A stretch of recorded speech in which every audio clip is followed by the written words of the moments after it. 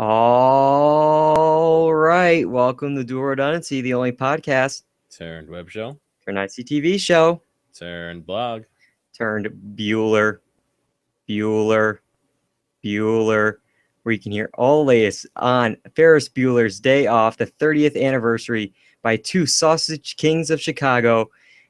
I'm one of them, David Allen, and another one is John Berwick. I am the Cameron Fry to your Sloan Peterson. Oh, come on, wait a minute. But before we started, I'm like, John, you have a blank to your blank. And you're like, oh, it's obvious. I'm like, okay, it's going to be Cameron and Ferris. I'll probably be Cameron. You'll be Ferris. And when you said Cameron, I'm like, oh, he's giving me Ferris Bueller, the coolest kid in school. Oh, you give me Sloan. I mean, hey, very attractive girl, smart, funny. I'll take it. I'll take it. But John, yeah, we're talking Ferris Bueller. Are you ready for this? I'm as ready as I'll ever be.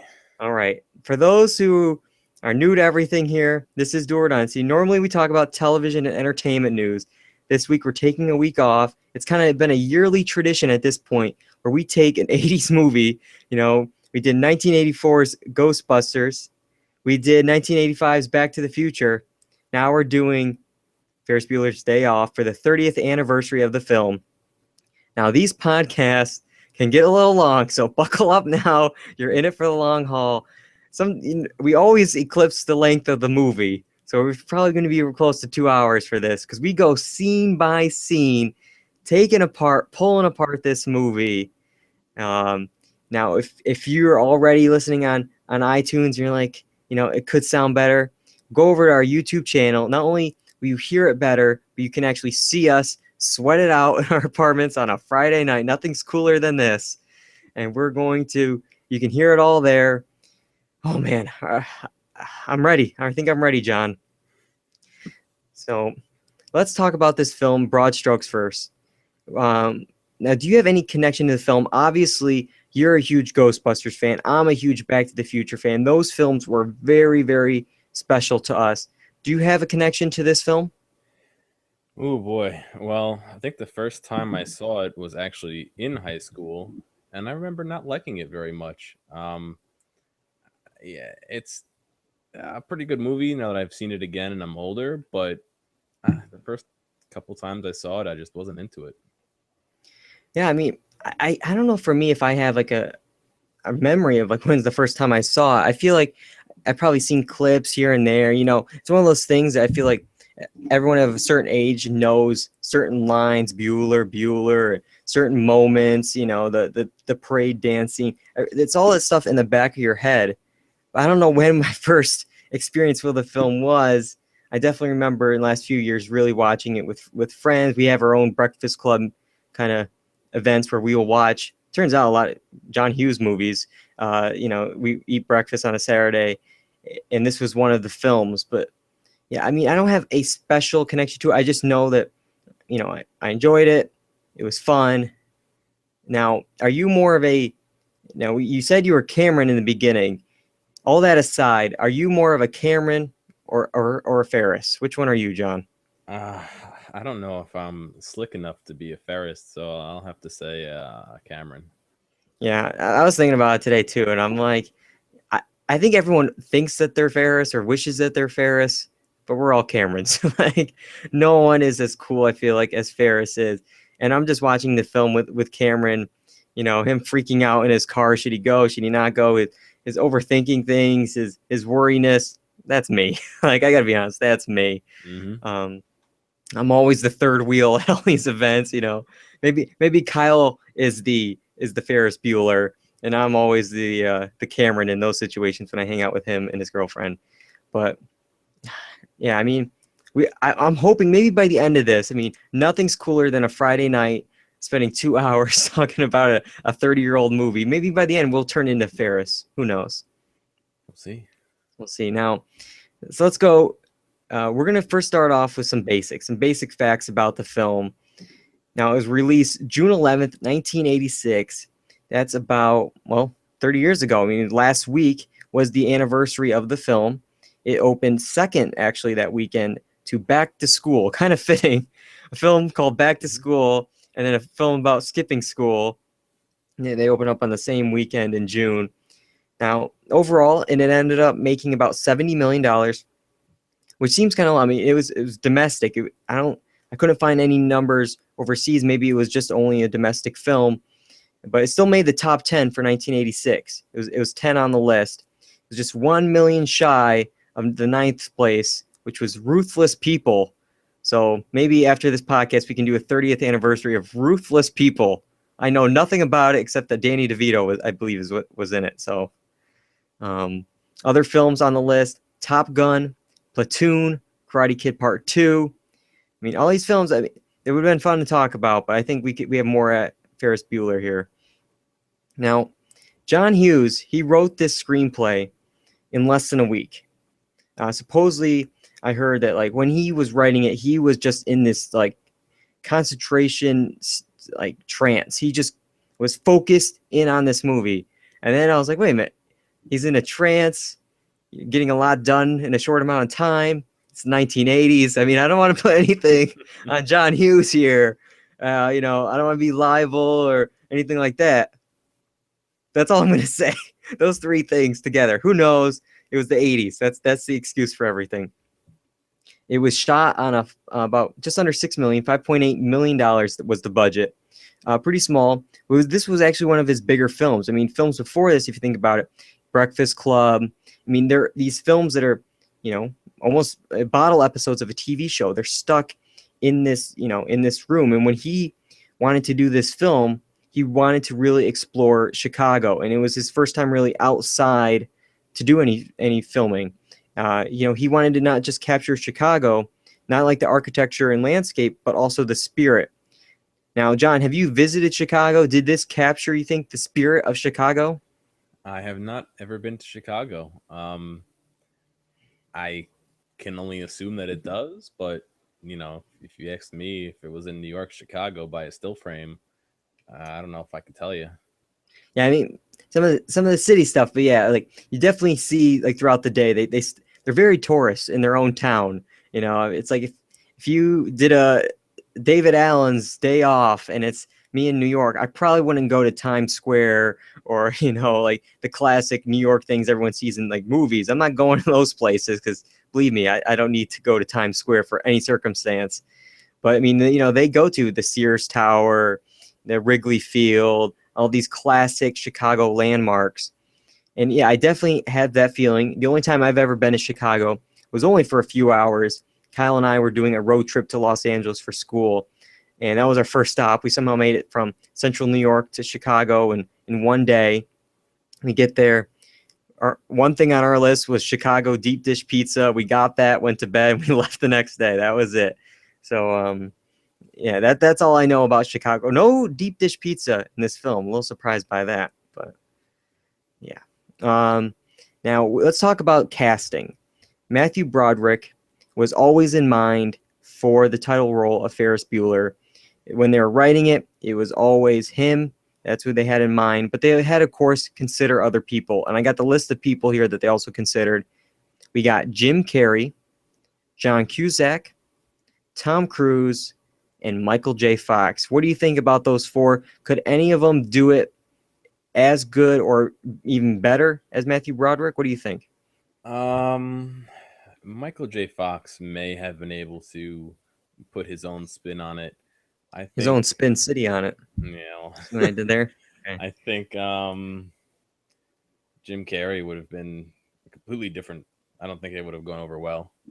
And the other two just seem like maybe.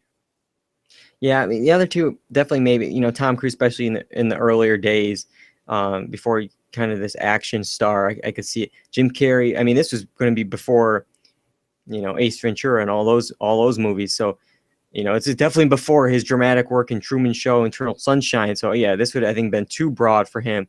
The one I could see is definitely Michael J. Fox. I feel like, if anyone could do it like Broderick, it's him.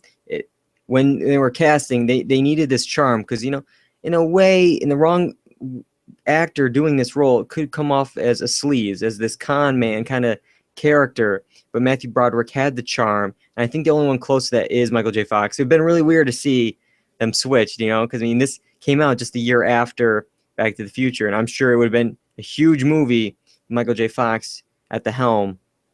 But I think history has worked out. We it's iconic. Matthew Broderick, Ferris Bueller, but he's a good runner-up. I'm glad he was on the list there. I mean, he definitely fits the archetype almost, the kind of smarmy, good-looking guy. But I don't think it would have been as good. Yeah. Yep. Now let's move to, I believe, Sara. She plays Sloane. Now, originally they wanted someone older, and when they were, after she auditioned, John Hughes was talking to her and was like, I need someone older to give her the dignity she needed, and I think you have it. I think you have the older, life experience. And then she said, "Oh, I'm 18," and they were shocked, because obviously Sloane's about 17 in the film. Mm-hmm. The other person that came forward saying that they were originally wanting to play Sloane was Molly Ringwald, obviously John Hughes' favorite. According to her, though, John said, "Absolutely not. This role is not big enough for you." Now, this is according to her. I mean, to me, I feel like this is a pretty big role. I mean, she's one of the main three the whole day. She's besides her and Janine, the only real female characters of the film. I don't know. Maybe it's just her looking back. Oh, it's not big enough. Sure, she's just coming off of the Breakfast Club, but I think it was good. Might have been too soon after the Breakfast Club too. For another role of a teenager in a John Hughes film. Yeah. Yeah, you don't want to get typecast. You don't want to. I mean, it's been the next Johnny Depp and Tim Burton situation. They're always together. We got one more to cast here. We have Alan Ruck. He auditioned originally for John Hughes for The Breakfast Club as Bender. He was hoping to play that. Obviously, that did not work out. And they initially offered Emilio Estevez the role of Cameron in the film. He turned it down. And luckily, John Hughes remembered Alan Ruck from his audition at The Breakfast Club, and he got the part. Originally, he was a little worried, though, because he, unlike Sloane, who's 18, Alan was actually 29 at the time of filming. He was really worried about the age difference. Supposed to be playing a 17-year-old. He was like, does he even know what's going on in high school? But then he thought about it. Yet, I didn't know what was cool in high school when I was in high school, let alone now. So he's like, let me just play it like myself, because that'd be perfect. And I think it worked out. I think definitely these three roles were it was meant to be. It all worked out, for these characters. Now, while all this worked out, they did filming. The original test audiences did not like this film. It was actually very poorly received at the initial screenings. One of the scenes was the museum scene, which we'll definitely talk to in a little bit here. They thought I was in the wrong place. It was kind of like the big thing at the end instead of the parade. They were initially switched, and it was very slow, and the music was soft. It was very different. They ended up moving the parade, around. They made it after the big moment. Then all of a sudden, everyone loved the scene. But the initial cut, I don't know if this was shown to test audiences, 2 hours and 45 minutes. It was a regular Hobbit. It was like a Lord of the Rings film of their adventure. What do you think of that? Could you have done 3 hours for it? I mean, we would have done a 3-hour podcast at least. What do you think? That's way too much for what the movie is. I don't know if you could keep I guess they couldn't keep the action up and keep people interested for that long. And I think that it was very much for the better to cut it down like they did. Yeah, especially, I believe it was all still one day because, what they did edit around, they're all wearing the same clothes throughout the day. So that makes it possible to edit. But, we're going to definitely talk about the time of the film, how things happen, all in this one day period, all in the school day. Already it's very unbelievable. So I don't know the extra hour that they had, all the other 3 or 4 or 5 different places that they decided to go to. There's no way it would have been, okay, Ferris is taking a week off of school for this, I think, There's no way he could fit everything in. He had to fit it into what? 10 hours? Was it Till eight, 6? 8 to 3? 8 to 6. No, he had Oh till. yeah, I guess he had till 6, but already I'm gonna go through this with you, John, and I don't know if he could fit this day in 10 hours, let alone another hour of activities. Now, also in this film, Ferris had a younger brother and sister completely Hmm. just cut out of the film. Like, it's one of those things that it's like it's weird to think about when they're shooting this, that these parents, it's like, you know, they only are talking about Janine and Ferris, but it's just like they somehow had to cut other, you know, people out of this family, you know, or even just pictures. I mean, it's a pretty big deal to just cut people out of the film, and there's no trace of them at all. I wonder if you get cut from a film, I guess you don't end up in the credits anymore, do you? I don't think so. I mean, You it's credit someone who wasn't there. I mean, no, they did the work, but yeah, you're not in the film. They still get paid, but yeah, I'm sure. yeah, not. Oh, too bad for the younger brother and sister of Ferris. I wish we got their name. I don't know what it could have been. Ferris. I don't even know what Ferris is. Like the name after a Ferris wheel. Like, Ferris and Sloan are both strange names, or yeah, names I'm not used to. I guess is more. yeah. All of our listeners named Ferris are like, well, how dare you? That's a great name. All right. Yeah, maybe you can look up what Ferris means, John, as I set up Yeah. this next thing here. Now, we're ready to start this movie. We're about 15, 16 minutes in. We got to get to this movie. We're going to go scene by scene, and you know, for fans of Ferris Bueller, we are going to at different parts take apart this movie, but it's all out of love. I mean, we're spending hours, you know, we spent hours watching film, hours playing the show, hours recording this. We like the film, so we don't want to hear, you know, a lot of negativity. We're laughing with the film, not at the film, I guess. You know, we're having a good time here dissecting the film. You know, we're fans of the film. So, all right. So this opening scene, let's start this thing off, John. We got Ferris in bed. He's sick. He's not feeling good. And his parents are talking him into staying home. And he's like, no, I gotta go. I got a test. I got all this stuff. But the parents end up, you know, no, you're staying home today. You're way too sick. And, you know, at points he pretends he can't see.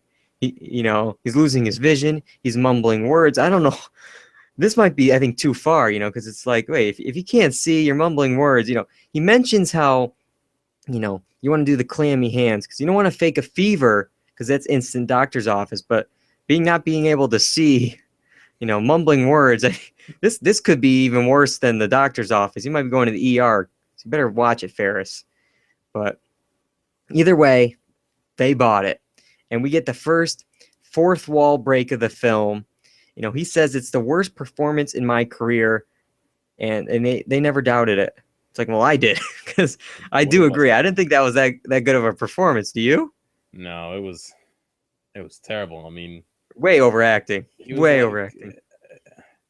what got me the worst was he was like he was doing like baby talk to his parents. Yeah.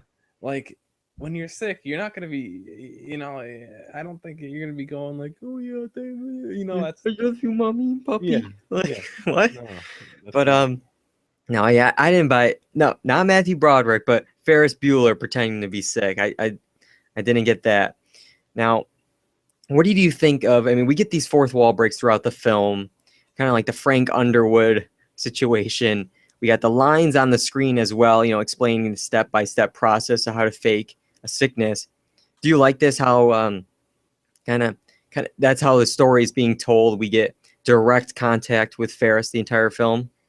I think it needs it. I think if it weren't there, the movie wouldn't have the same punch, and it wouldn't.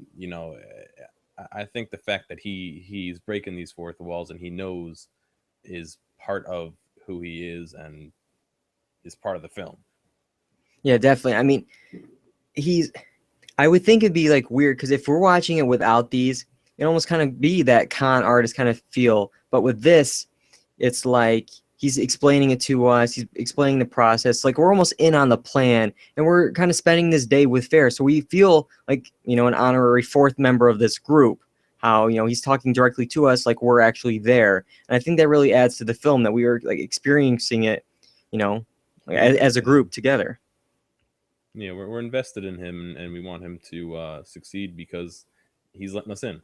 Yeah, definitely. We're part of the cool kids for the day. We also get a classic line here. Life moves pretty fast. If you don't stop and look around once in a while, you could miss it. I feel like that's a senior quote in everyone's yearbook every single year. You know, for the next 60 years, somebody's going to be having that quote in their yearbook. Now, he's getting ready, you know, for the day. He's in the shower. We get the classic mohawk. We get, you know, the towel around his head as he comes out here. He's really playing this up. I got to admit, I definitely have tried this, you know, after, you know, being inspired by the film, the mohawk, and just, you know, fooling around with the towel and stuff like that. One of the songs he's singing as he's doing this, though, is Wayne Newton's Donka Shane. What kid in high school is singing this song? That's the one thing I want to talk about this entire film. They're constantly humming this, singing this. You know, it's a foreshadowing to the parade at the end, but it just seems like a weird song for a 17-year-old in the 80s to really be a fan of. You know what I'm saying? Yeah. Yeah, doesn't make any sense. To me, I think Ferris Bueller would fit right in Brooklyn. I think he's the classic hipster. He's wearing the vest, you know, all day. He's doing the mohawk. He's, you know, it's just, he's the classic 2016 hipster Ferris Bueller. We get our next scene here. We're going to the classroom, and we get the famous line, Bueller, Bueller, Bueller, right from Ben Stein, not an actor.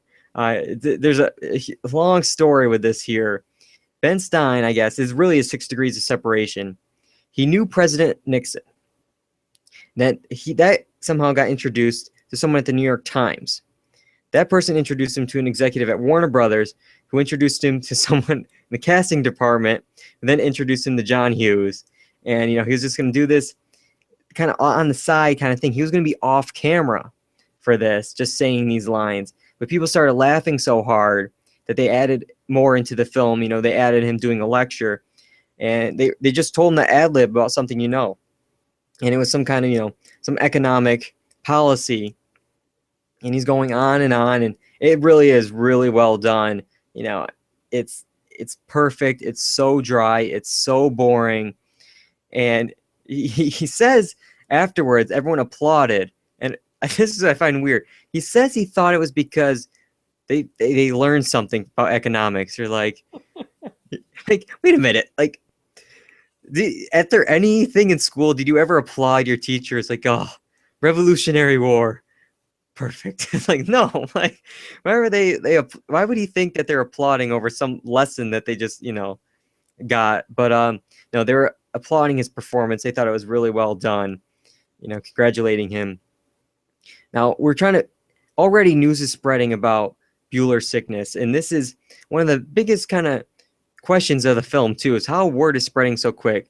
Simone in the classroom says, I couldn't even write it all down, there's too much, but it's like, my boyfriend had a friend whose mother saw this person whose dog was outside at the same time as so-and-so's friend who went to so-and-so's house and saw Ferris puking at 31 flavors or whatever it was. Some long convoluted thing. Meanwhile, it's like 8:05, and like that scene with the parents probably took place 10 minutes ago. How is word already spreading to high school before cell phones, before the internet? How are they figuring out already that Ferris Bueller is sick? Do we have an answer to this? Is this just is Simone making something up? How did she actually get this information? Maybe she's on the inside. She's on the inside. She's a part of this. That Ferris, I mean, one of the things with this too is like how Ferris has everything planned out, you know, between coming up with Rube Goldberg machines, you know, just different, you know, code names and all this stuff. Did he somehow a couple days before have Simone come up with this convoluted story, or maybe got someone to tell Simone? It's just, this is the Homeland, you know, red yarn connecting the dots, because there's no way that Simone knows this without getting a text or a Facebook update on Ferris's location in 10 minutes. I don't buy it. But anyways, at the same time, no one knows where Cameron is, though. Simone is not helpful in saying where Cameron is because Cameron is also not there. And we cut to him, and he says he feels like complete S word. He's not feeling good. He's in bed. We see numerous different drugs and cough syrups and just tons of stuff around his bed. Now, is he actually sick, John? Or is this some kind of weird depression? I can't, I'm always confused by this. I don't know. I was wondering if, what Ferris is saying is true, that he's always out sick. How does he not in more trouble for being out so often, Yeah. you know? Yeah, I mean, we're going to get to it. It's only 9 times. I mean, who knows how many times Cameron's been out sick? It seems like he's been in bed for a few days here, with the amount of stuff around, amount of stuff he's been taking. The thing I just don't get is, if he really is sick, somehow he goes from 0 to 100 in about 10 minutes. All of a sudden, he's out of bed. He's enjoying the day with Ferris. I don't know what kind of miracle, cough syrup he's on to make it happen. But maybe he is just depressed. I mean, we get to this whole thing. One of the main storylines of this movie is Cameron and his father. Obviously his parents are divorced. They're not doing too well. He has this rocky relationship with his dad. Maybe he's just depressed. I mean, he doesn't have a girlfriend. He has this guy taking over his life, every other day, making him do things he doesn't want to do. I mean, who knows? Maybe he has something stuck up his butt, as Ferris says here. He's so tight that if you stuck coal up his butt, you would get a diamond. Pardon his French when he said it in the film, but yeah, I don't know what's wrong with Cameron, but he should get that checked out. Yeah, for sure. Now we go to the Dean of Students, Edward Rooney, played by Jeremy Jones here. He's calling around. He feels like Ferris is up to something. It's been an unacceptable number of times he's been missing. 9 times this semester. 9 times. John, how was your attendance in high school? I think elementary school, high school, and college combined, I wasn't out 9 times. Yeah, I don't think so either. I was a good kid. I wrote my thing like I almost wouldn't skip school just because, they make a joke about like, oh, Rooney, can you get my homework from my classes where, I hated coming back the next day, getting pages and pages of notes I had to, write in my notebook, getting all the assignments, going over lessons I wasn't there for, like, especially high school when I was taking calculus and all this stuff. It's like, if I missed it, I was yikes, I was behind. But like, I mean, obviously Ferris doesn't care at all, but yeah, 9 times definitely seems like a lot. I mean, I could see maybe 9 times in a school year not being that much. I mean, but 9 times a semester, I guess that's too much. Now, the mother seems very shocked by this. She can't remember that happening 9 times. But we get a scene where, Ferris says he's running out of excuses. He's running out of illnesses to say that he's late for school or not going to school for. Like, so was he skipping, or did he actually have 9 different illnesses and she just can't remember them? Yeah, Maybe it's 9 different illnesses to report to the school. maybe. I mean, I would think, this isn't the first time, he's done this ruse to his parents. I mean, the mom did call this time, so I'm sure she's called multiple other times. So she must have been fooled at least by Ferris as well. So that's the thing that gets me, unless she maybe had Sloan call a couple times as well to the school, to pretending to be Ferris's mom, for some, 3 or 4 of the other times. I don't know, but, then again, these parents are very oblivious. We're also going to get to that too, that they are just in their own world, not knowing what's going on at all, especially with their son, or even their son and daughter that completely got erased from this film. They don't even mention as well, but that's another story. Now, somehow Ferris hacks into Rooney's computer here. Is this even possible in 1986? I mean, I could understand with the internet and stuff, but like, could you hack into a school like that and change the attendance record down from 9 times to 2? I think it would probably be easy to do back then, just because there's not as Really? much security as there is now. how are they connected though? I mean, like, again, I know nothing about computers and the internet, but like, even like when I'm watching Mr. Robot, I'm like, how are they, doing this to that? I just can't figure out how it all can be from a computer, especially when it's, like, why, I guess, is it some kind of dial-up service that was somehow connected with the phone lines? Like, That's what I'm thinking. I don't know. It seems like a lot, especially it's, with these old computers in 1986. Maybe it was Weird Science also a John Hughes film. Maybe they got those guys to figure this thing out and hack into the system. They're all together, one big Marvel Cinematic Universe. But who knows? We cut to the hallway, and word is still spreading around the school. They said if Ferris dies, he's giving his eyes to Stevie Wonder again. Not sure how that's possible, but okay. That'll be something to see. We get Jennifer Grey, we're Janine here. She's not buying any of this. Also, one of the things I want to track in this film is how mad and angry she is at the world. Do we have any reason why she's so just hating on the world all day long? What makes her so mad? Because she's a teenager. She's a teenager. Wait, is she the same age? I always felt like she was older than Ferris, but Ferris is a senior in this. Yeah. She must be the same age. They must be kind of like twins, right? Because how did this family, unless it's some kind of stepmom, stepdaughter, stepmom, stepfather thing, how did they, time-wise, it doesn't make sense. 9 months, there would at least be a year, difference between them, one being a junior and senior, unless she's some kind of advanced student, but she doesn't look like she cares at all about anything. So they must be twins. Like, did we just break something here? I feel like this is not reported. Could she be a year younger than him? I mean, I don't guess really go into her age at all, though. But she must be close too, because it's like she definitely has her license in a car. If they're seniors, probably 17 years old, or maybe 18. I guess 16. I mean, I guess it could work, but it seems like, why wouldn't Ferris get the car first though, and she get the computer? That was a whole thing. I don't know. I'm writing it down here. I think, Janine and Ferris are twins. Well, it has to be. Held back. She got held back. I mean, she got held back. I guess that could work. Yeah, maybe the one loophole. Maybe or the trump card. Did she miss school 9 times, and did Rooney also take it out on her sister? All right. So then at the end of the film, spoiler alert, we're spoiling the end of the film already. I don't know who's watching this in concurrent order with the scenes, but when she stops Rooney from doing all this stuff here to Ferris, making him repeat it. Was this kind of like, he ruined my life. I'm not going to let the same thing happen to my brother here, making him repeat another year. I don't know.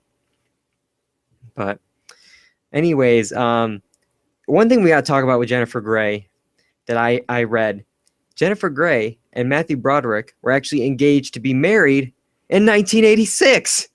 So during this thing, their brother and sister are twins or whatever's going on, but they were actually engaged to be married. That joins, was it Jennifer Morrison and Michael C. Hall when they played brother and sister on the show and got married in real life? Mm-hmm. Isn't there like 6 years between them or something? I mean, I don't know their age. It's definitely not a 29-17 situation as Alan Ruck, but I mean, what is it with these shows with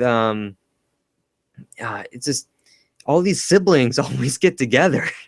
I mean, obviously they're spending a lot of time together, but it's always the siblings on shows that are pretending or in a relationship, not the ones in relationships in real life. I don't know, but it's also funny to note that the mother and father, Mr. and Mrs. or Mr. and Mrs. Bueller, actually fell in love also during the film, and they actually got married and had kids. So again, it's Ferris Bueller making love go around. Yeah, they were 5 years apart. I looked it up. Jennifer Grey and Matthew Broderick. Mm-hmm. 5 years. That's not too bad. No. Now, one of the girls calls up, or actually Ferris calls the school, is talking to a bunch of people, and a girl gets on the line, and she seems very interested in Ferris. Sloane better be jealous.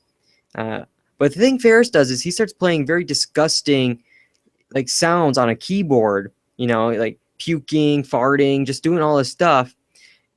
To me, I want to do this because it's like, I don't know. It's like you're talking with this girl here. I mean, sure, he has Sloane. Maybe he didn't want, the leader on, but they end the conversation with, she's like, so you're going to be alive this weekend? And he's like, yeah, probably. So like, this almost sounds like a date or, maybe getting together, seeing each other at a party or something. So what do you think about this? Was Ferris doing something here? Is there anything between these two? Would you have played disgusting sounds for the girl if you're interested in her? Maybe she's in on it too. Oh my God, this conspiracy theory is going too far into it, John. I don't know if I buy this one. There's no Rooney's not around, to overhear this. You think Rooney has the phone lines tapped to hear in on this? I don't know. It looks like a payphone. I would hope not, but who knows? Was the NSA already listening to our phone calls then? I don't know. But yeah, that's one of many girls we're going to be talking about that I feel like Ferris is not being very nice to Sloane by flirting with this girl, and we're definitely going to get to more as the movie goes on. All right, so now we're back to Rooney's office, and he's talking about how Ferris, he gives good kids bad ideas, and then Grace, his secretary, is like, well, he makes you look like an ass. And it's like, well, okay, yes, that is true. And one thing I want to talk about is while Rooney, is the villain, quote unquote, of the film, wouldn't he also kind of be like the guy in the right the whole time? He's an educator trying to stop kids from skipping school and so they can have a good education. Like, he's actually the hero of the film, or at least in real life. He should be the guy we're looking up to. It's like, yes, get those kids in school, make them have an education, get good jobs. But in this, it's like, no, this guy, villain. And it's just funny. It's the role reversal. You could definitely tell that, the film is meant for a younger demographic. Oh yeah, it's almost a like a Walter Peck situation where someone who's supposed to be doing the right thing but is thrown into this like evil shadow of in the wrong, even though really what they're trying to do is righteous. Yeah, like really a lot of stuff in the 80s, I feel like, were all these people going up against the establishment of like, all right, Ferris up against his dean of students here, as you're saying, with Walter Peck, of the Environmental Protection Agency, trying to stop these people doing these who knows what with chemicals and ghosts in their warehouse in downtown Manhattan.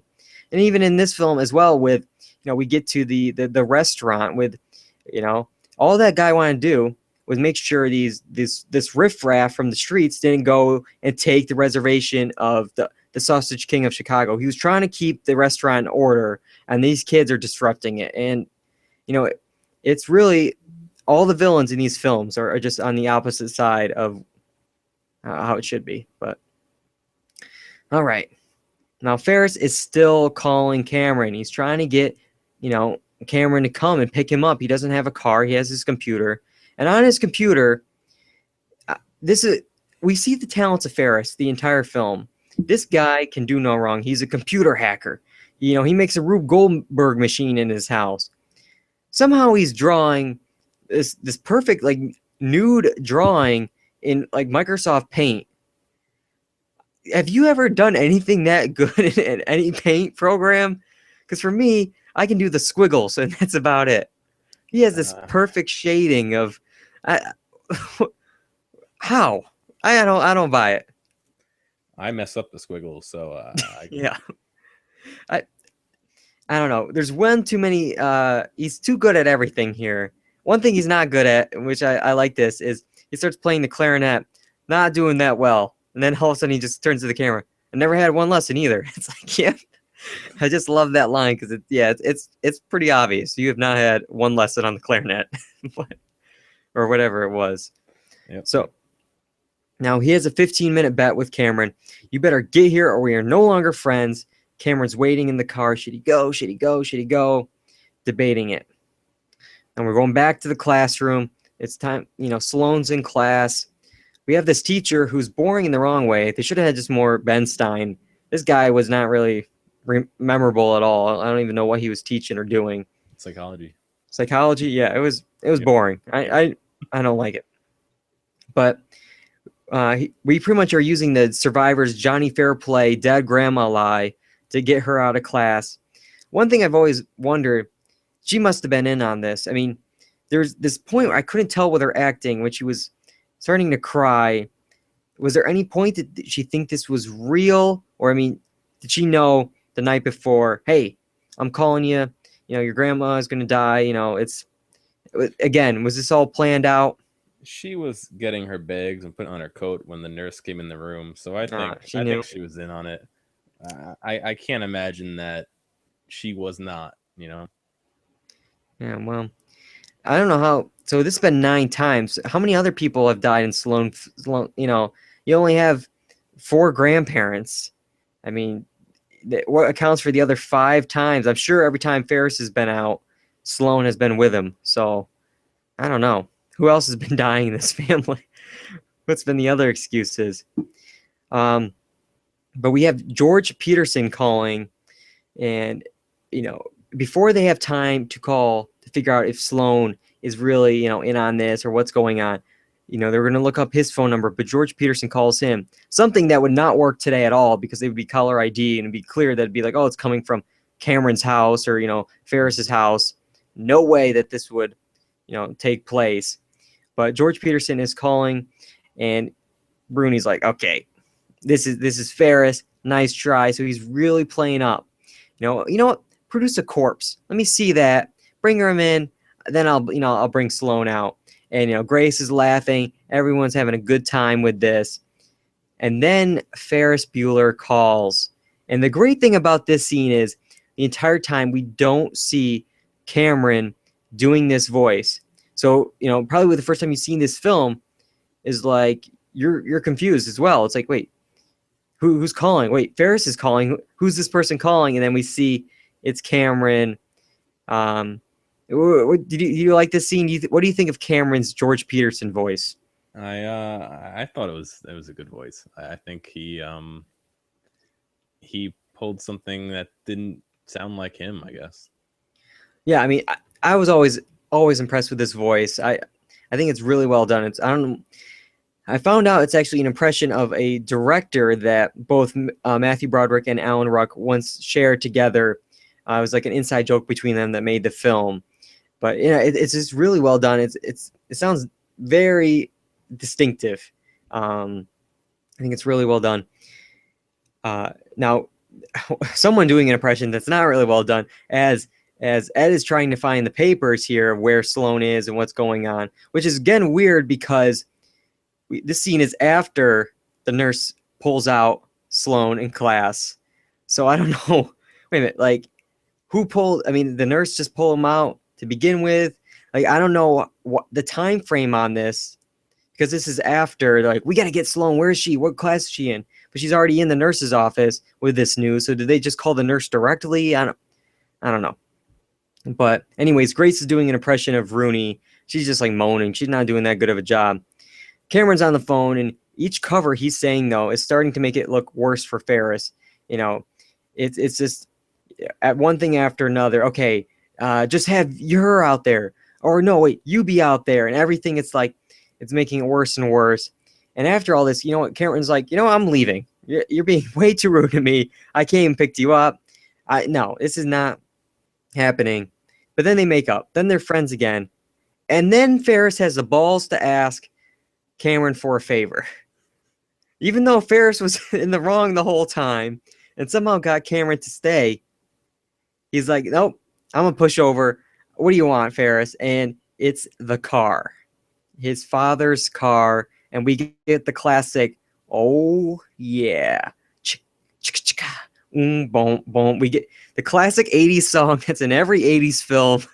Oh, yeah. This is definitely the film that I associate it with the most. You know what I'm talking about? The oh yeah, Oh yeah. oh yeah, oh yeah. Um, the other film actually I think about with this is I think it's like the same year as The Secret to My Success, starring Michael J. Fox. There's another scene with this, the oh yeah, this, and then also Always Sunny when they pick on all the '80s films, including they were making fun of Secret to My Success of oh yeah. So oh yeah, okay. He says he loves this car more than life itself. The dad is just obsessed with this car. Yet he leaves the keys in the car and the garage unlocked. Yep. Does he really love it that much then? I mean, the house looks pretty secluded. It's up there in the woods. But at the same time, I'm sure people know, it's a nice looking house. The garage is filled with cars. They probably know about this. They're saying it's like, what, one of 100 ever made? It's a really nice car. Why are you leaving the keys in like that? I mean, I'm sure Cameron's home, but anyone could steal that car. But I don't know. So they use this car to pick up Sloane. She's at the school. She's waiting with Rooney outside. And we get the old trench coat and the jacket trick. It's a classic. It's Matthew Broderick. He's dressed up, and Janine sees them outside doing this whole thing, this whole elaborate ruse. First, I mean, talk about luck. She just happens to stumble upon this moment. But also, write this down as for one time already that she's just sitting in the hallway alone, not in class, just like her brother, which she's mad at for skipping school. She's in school, not in class. So what is she doing? That's one time already. But they begin to make out. Sloane and I guess Sloane's dad, which is Ferris Bueller. Now, Ferris was really mad about the phone call here, ruining it, maybe making it a suspect for Rooney. This is much worse, right? It's a lot worse. This is not good. I don't know what Ferris thought here. Like, I mean, sure, we play it off as like, I guess that's how they do it in the family, but like, this would be a huge red flag. He was already suspicious. And now you're telling me you see the guy who you think is not in school, skipping school, that is dating Sloane, now make out with Sloane. Like, the dots are there. Connect them, Rooney. But, oh well. So they're starting to drive around Chicago. And the principal, again, now he pieces it together. Let's start calling some homes. And they figured out, all right, Sloane, her answering machine is set up to talk about the death in the family. If you need us, call this number. And then that number is Cameron's room, which is now a funeral home. It's an answering machine. So again, all this is well thought out, well planned. If Ferris cared this much about school and his homework to begin with, he'd be a star student. Like, wasting a lot more time on this. But now we finally get to the day. We get to the day off, and the first stop, we have to go to the parking garage to park the car. We got this very, very sketchy guy, to take the car. Cameron is really worried about it, with good reason. But the guy's like, you got nothing to worry about. I'm a professional. As soon as he does this, he like speeds off in the car, and there's like a tire screech. Right there, I would have Cameron been like, nope, bring it back. I'm going home. But no, he lets it go by. And then this guy, this sketchy parking attendant, is so ballsy because within 3 seconds, like, I guess he went up to the top and came back down, because as they're walking out, we see the red car leave the building. He didn't even wait a minute, 5 minutes, anything for them to be sure they're not in the area anymore. Instead, he just takes off. You got to admit, that's pretty risky. Yeah, he didn't even wait for his friend to get in. Exactly. The guy he's like, wait a minute, I'm coming too. And he just jumps in. He dove in. Who's watching this parking? Like, they're more, I mean, normally I feel like it's just one guy. It's Jonathan Banks in the booth here. I don't know. There's two of them at least. Just taking off for a joyride. Now, throughout the day here, I want to kind of track the amount of money that Ferris and company are spending through this. It's going to be a little tough, obviously. We're going off of prices 30 years later. Maybe there's some inflation, who knows? But, I think it'd be fun to see if it's even feasible, the amount of money they're spending in this day. Already, I looked up before we started, a parking spot in Chicago, downtown Chicago, I'm sure is expensive. I mean, I know today in New York City it's expensive. I found a thing online. You can get a spot for like 3 hours, $15. It seems very cheap to me, but I don't know. What do you think? Probably spent at least 6 hours in that garage, right? Yeah, I would say so. At least 6 hours at the very minimum. And we're going to say right now, $30. That's very on the low end. It's probably $30 an hour today. But again, let's just say $30 plus the Finsky, which is $5, I believe. Mm-hmm. That was his tip. So we're up to $35 so far for the day. We get a checkup from Mom. She's coming to check in on Ferris. And again, he has this Rube Goldberg thing set up. So when the door opens, the trophy lowers down, the body moves slightly, the stereo has this. Again, this guy is talented, some kind of engineer. More power to him. So good. The next stop, we go to the Sears Tower.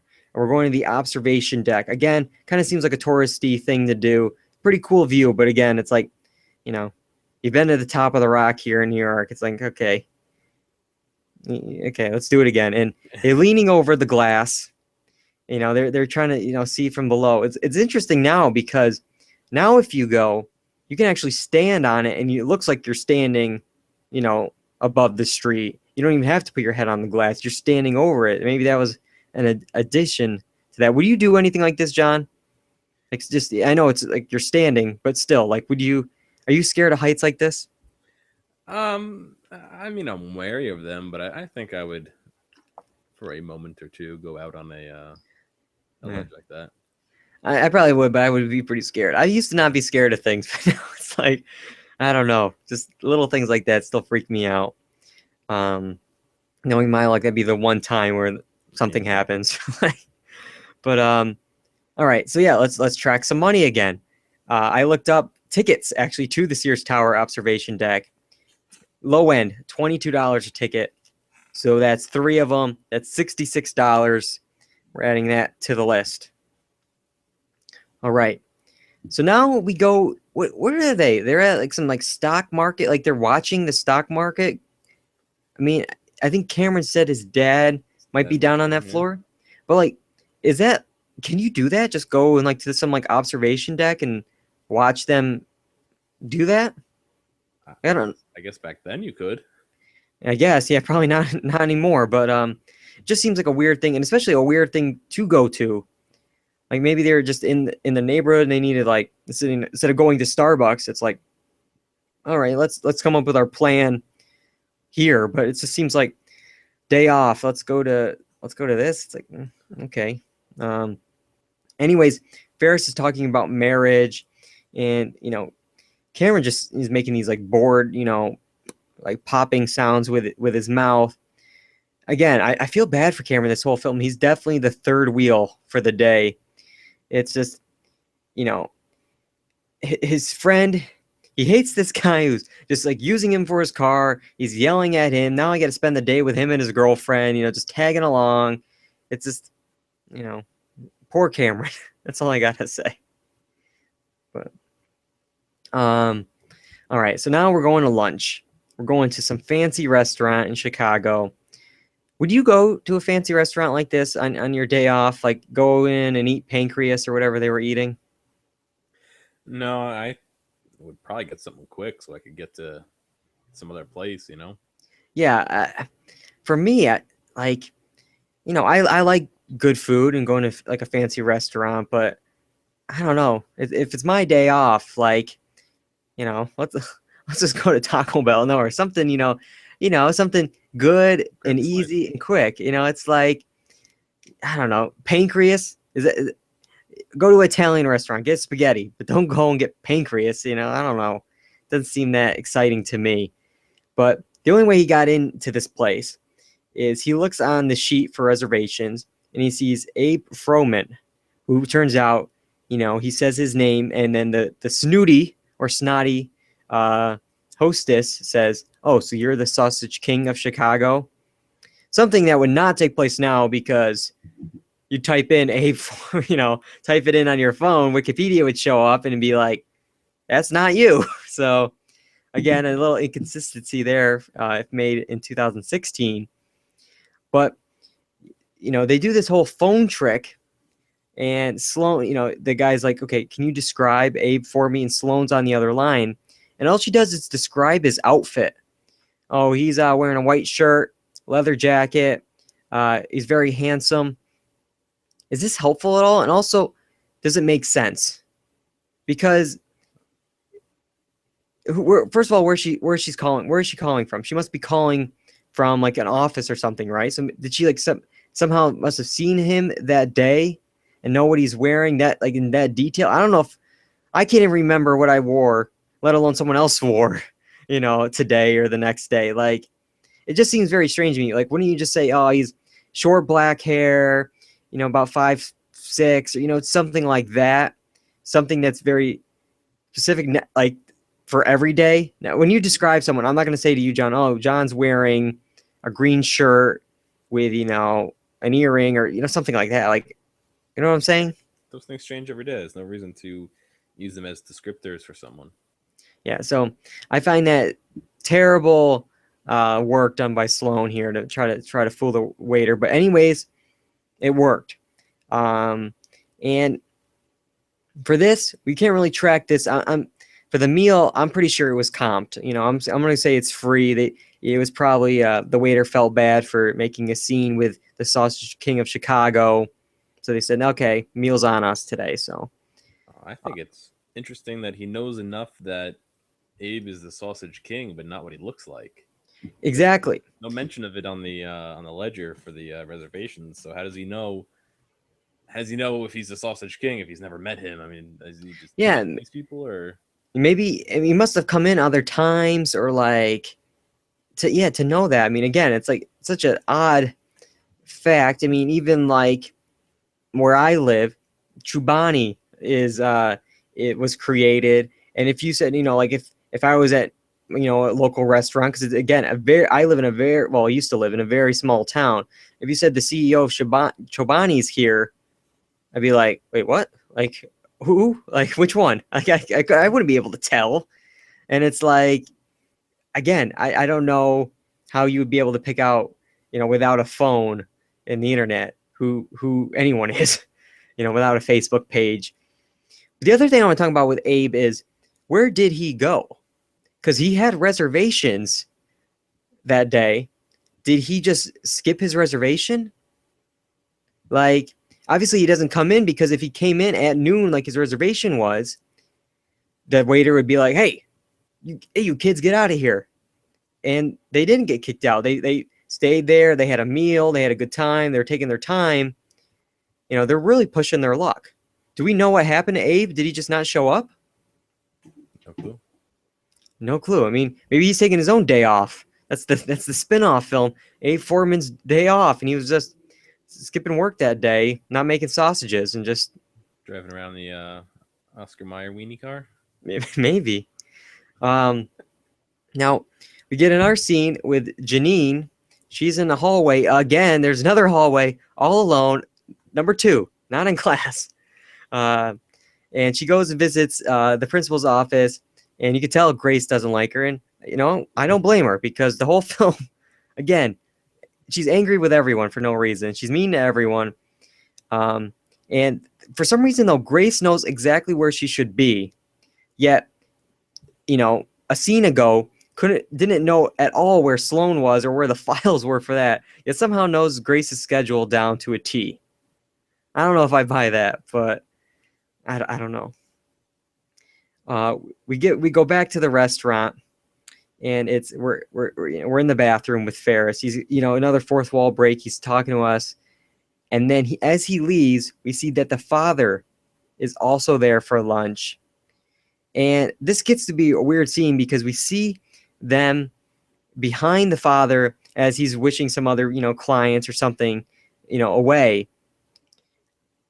For me, I don't know why they're risking it so much here. Why are they waiting right behind him, or trying to sneak around to that cab? Run down the street, get away from it, stay inside the restaurant for 5 extra minutes. Why are you on top of your father, following his every move? Get out of the scene. That was so risky of them. I don't get it. Yeah, they could have easily walked around the corner and hailed another cab, wasn't even, or waited around the corner. There's no rush to get in that cab, but they still went for it. Yeah. Go out a back door to the place. It just seems like, why are they risking it so much? I don't get it. But all right, so this one is going to be interesting. I don't know what to put down for this money tracker. We're getting a cab ride. I looked up where this restaurant actually is in real life and where Wrigley Field is, our next location. It says it's 4 miles, or it takes about 20 minutes to get there. I don't take cabs. I don't know. I take Uber occasionally. I feel like that's probably at least $20, right? Yeah, it sounds fair.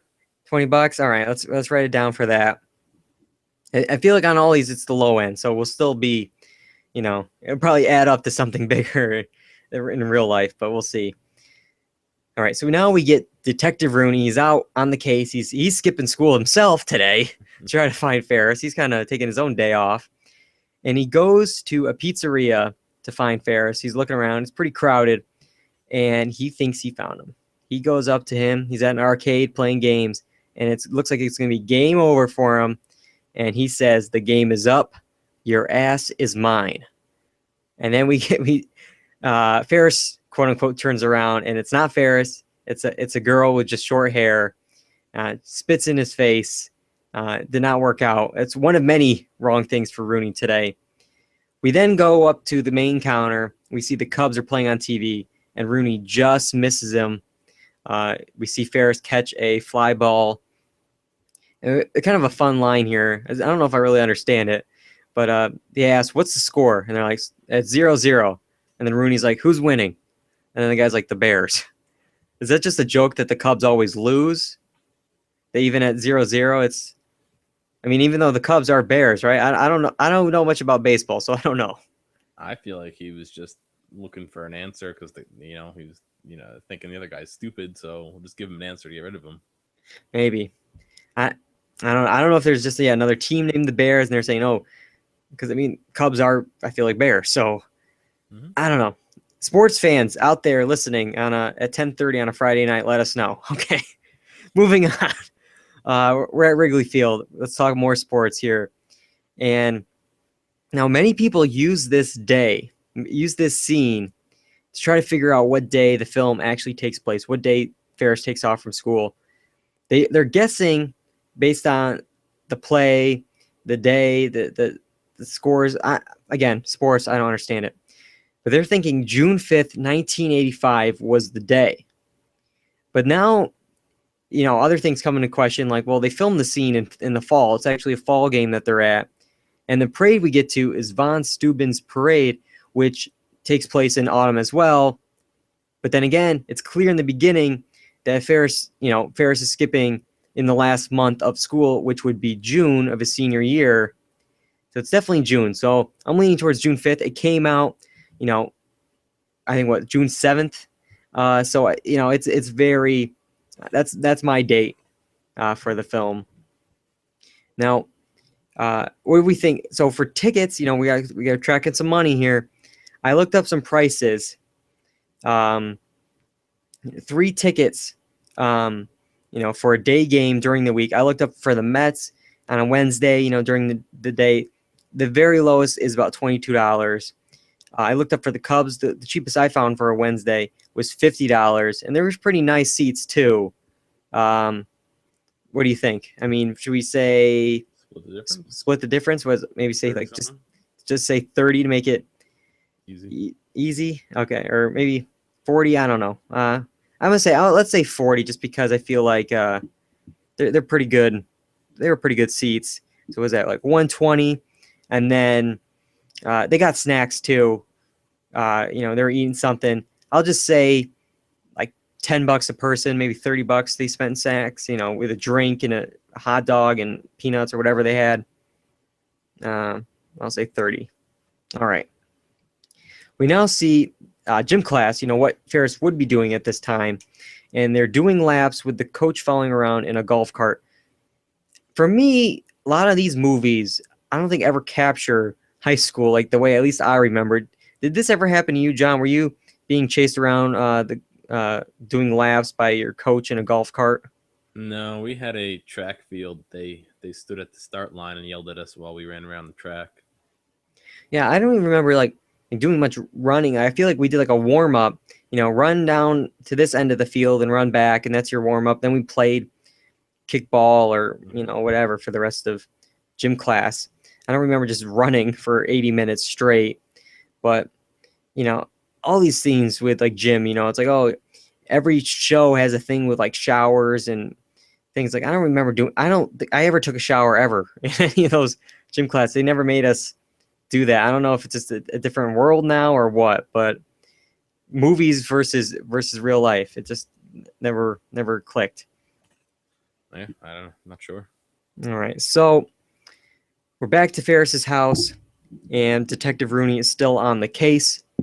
We have an empty street. There's plenty of places to park, but for some reason Rooney decides to park where the fire hydrant is.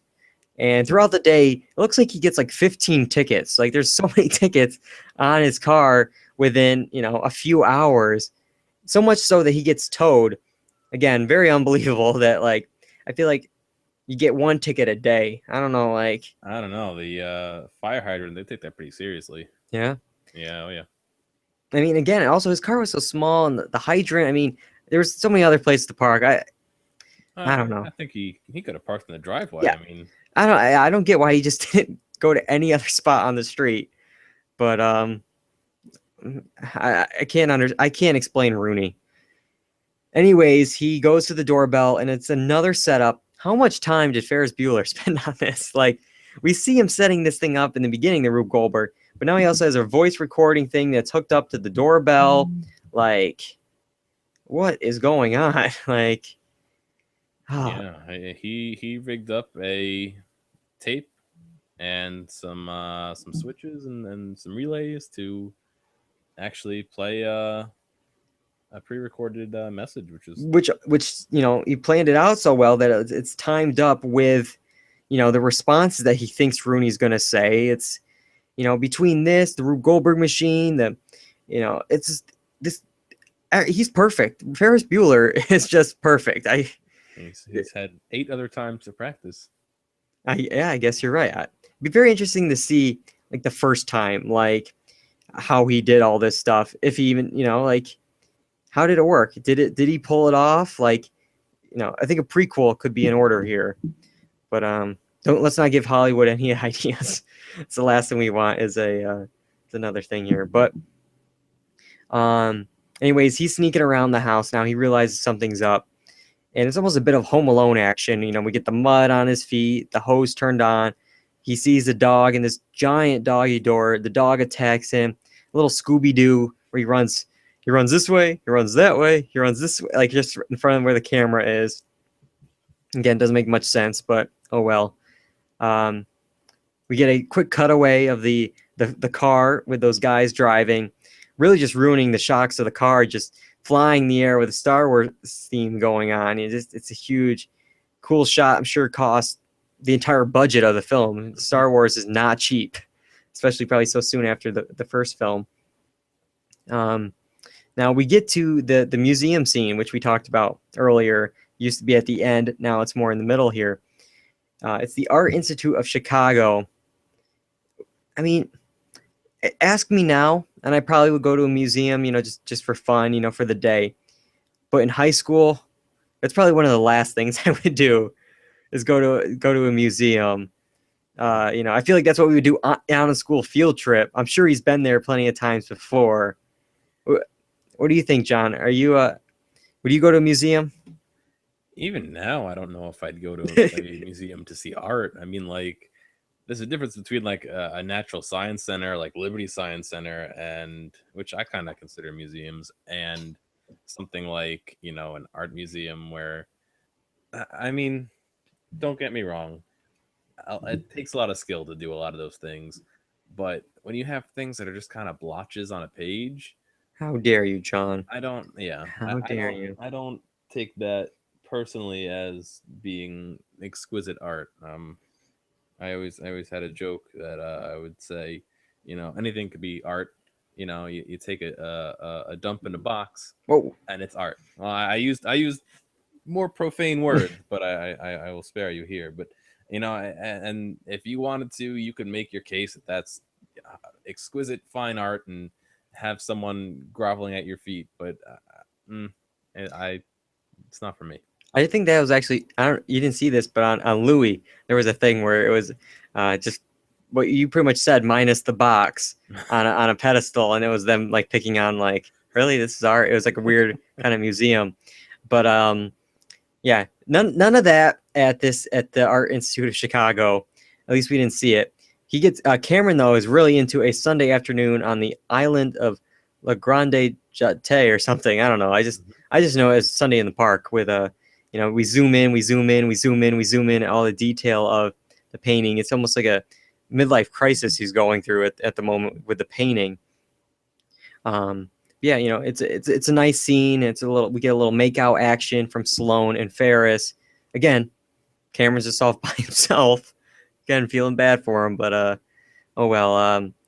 Either way, you know, these tickets. At first I thought they'd probably be free. A lot of museums kind of can get away with doing free. You know, you probably shouldn't. Action, you know? But I believe it's about $14 for tickets for Chicago residents. $14 for the museum there. So 42 overall. Okay. All right. So now we get to the parade, and we're in a cab again. Again, I don't know where they're going. I don't know where they're coming from really. I'll just say $20. Let's just keep it easy. But they're in the cab, they're stuck in traffic, and you know Cameron's really getting worried about the car, and he says, you know, we only have a few hours, and this is where I want to kind of figure out the time, because it's really, we're pushing our luck. I feel like the beginning of the day I could kind of see, you know, we went to the Sears Tower, they went to the stock marketplace. That was all before noon. Mm-hmm. I mean, the reservation, I believe, was for noon. So it must have been really, you know, close to noon when they were at the restaurant. You know, I mean, just even say, you know, quick, I mean, it's the lunch rush, but we'll just say, I'm sure the game was at 1. Like, you know, that's normally when 1:10, 1:30 was probably the baseball game.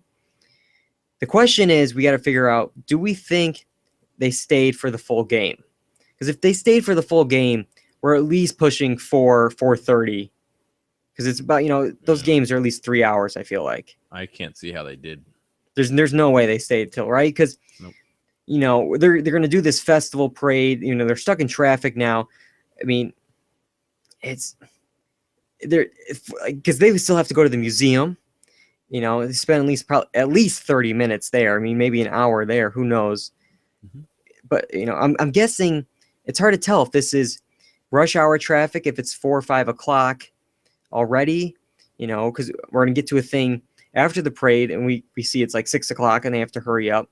But we still have Cameron freaking out. We have them at the pool. You know, there's so much more stuff. I mean, Cameron with the car at his house trying to erase time. There's no way that they could have stayed for the game. But either way, you know, they at least stayed for, I feel like, for an hour, 2 hours maybe. So it's at least 3 o'clock before they get to the museum.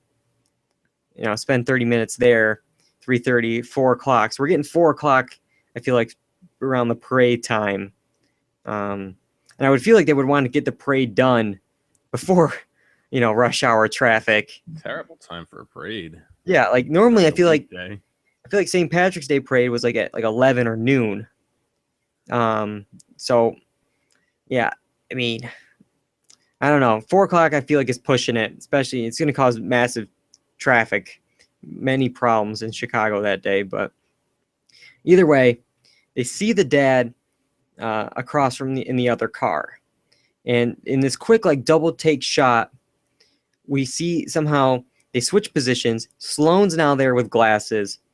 And this gets kind of weird because, she's kind of like flirting with the dad a little bit here. Do this little kissy face. What is her like? I'm speechless here because first it's like, so did Ferris never introduce Sloane to his parents? I mean, they must have been dating for a while that, Grace at the school knew, Rooney knew that they've been dating. It's just, sure, I mean, it looks like Ferris has all these girls begging to be with him all the time. Who knows how many girls, maybe the dad can't keep track of. But also, if he doesn't know them, then when they do meet, I'm sure, again, it's you just, see her real quick. But at the same time, I think I would remember a girl, doing that to me, during my day, and then a week later you meet her. It's like, wait a minute. What do you think? Yeah, I think that they'll have a problem in the future.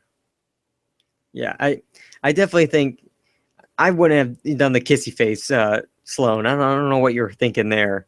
You already made out with one Ferris today that was pretending to be a dad. You don't need to do another one. But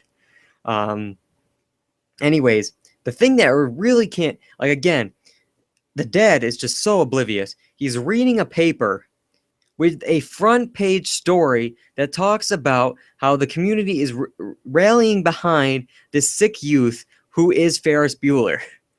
Did he just not quick, man? Like, yeah, again, this happened. I mean, word spreads quick in this town. It's all because of Simone and her 30 different friends that she knows that saw him at the 31 Flavors getting sick that night. But I guess some evening paper somehow got this story out. And I guess the parent, looks like he's reading in the middle. I would feel like you'd read the cover first. It's just, again, sure, his name's not in the headline, but his name's definitely there. And I guess it wasn't. Maybe there's another Ferris Bueller in Chicago. Who knows?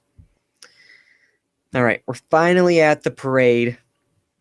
Cameron and Sloane jump in front of the crowd, to pretty much skip around them because they would be in deadlock. I went to the St. Patrick's Day parade and never again because you're in that thing and you're not moving until it's over. Oh, yeah.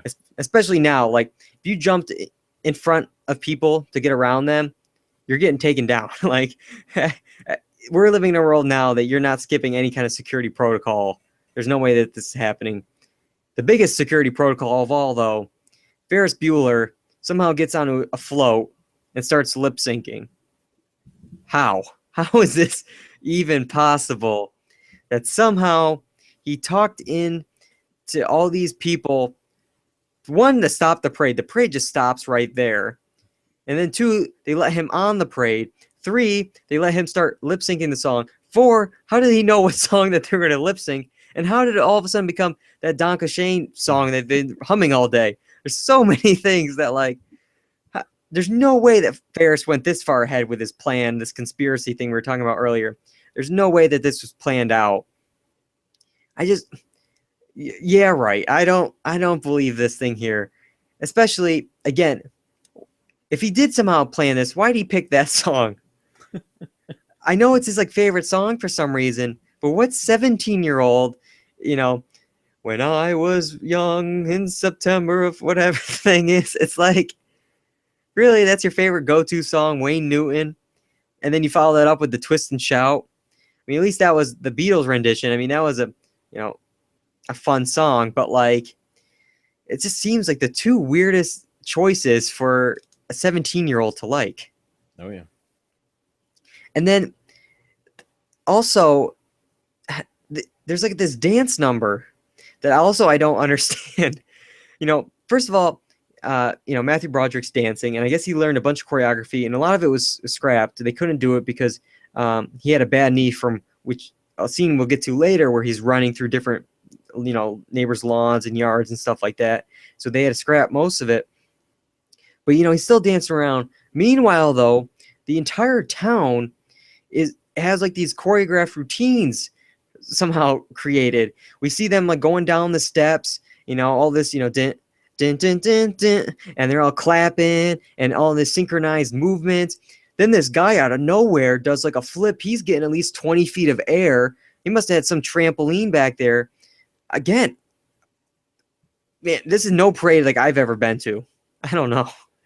Icing on the cake. No one recognizes that it's Ferris. Yeah. This whole town's wrecked over his.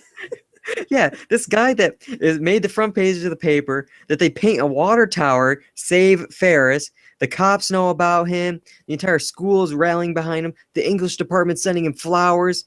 Nobody pieces it together that that's the guy that's supposedly sick.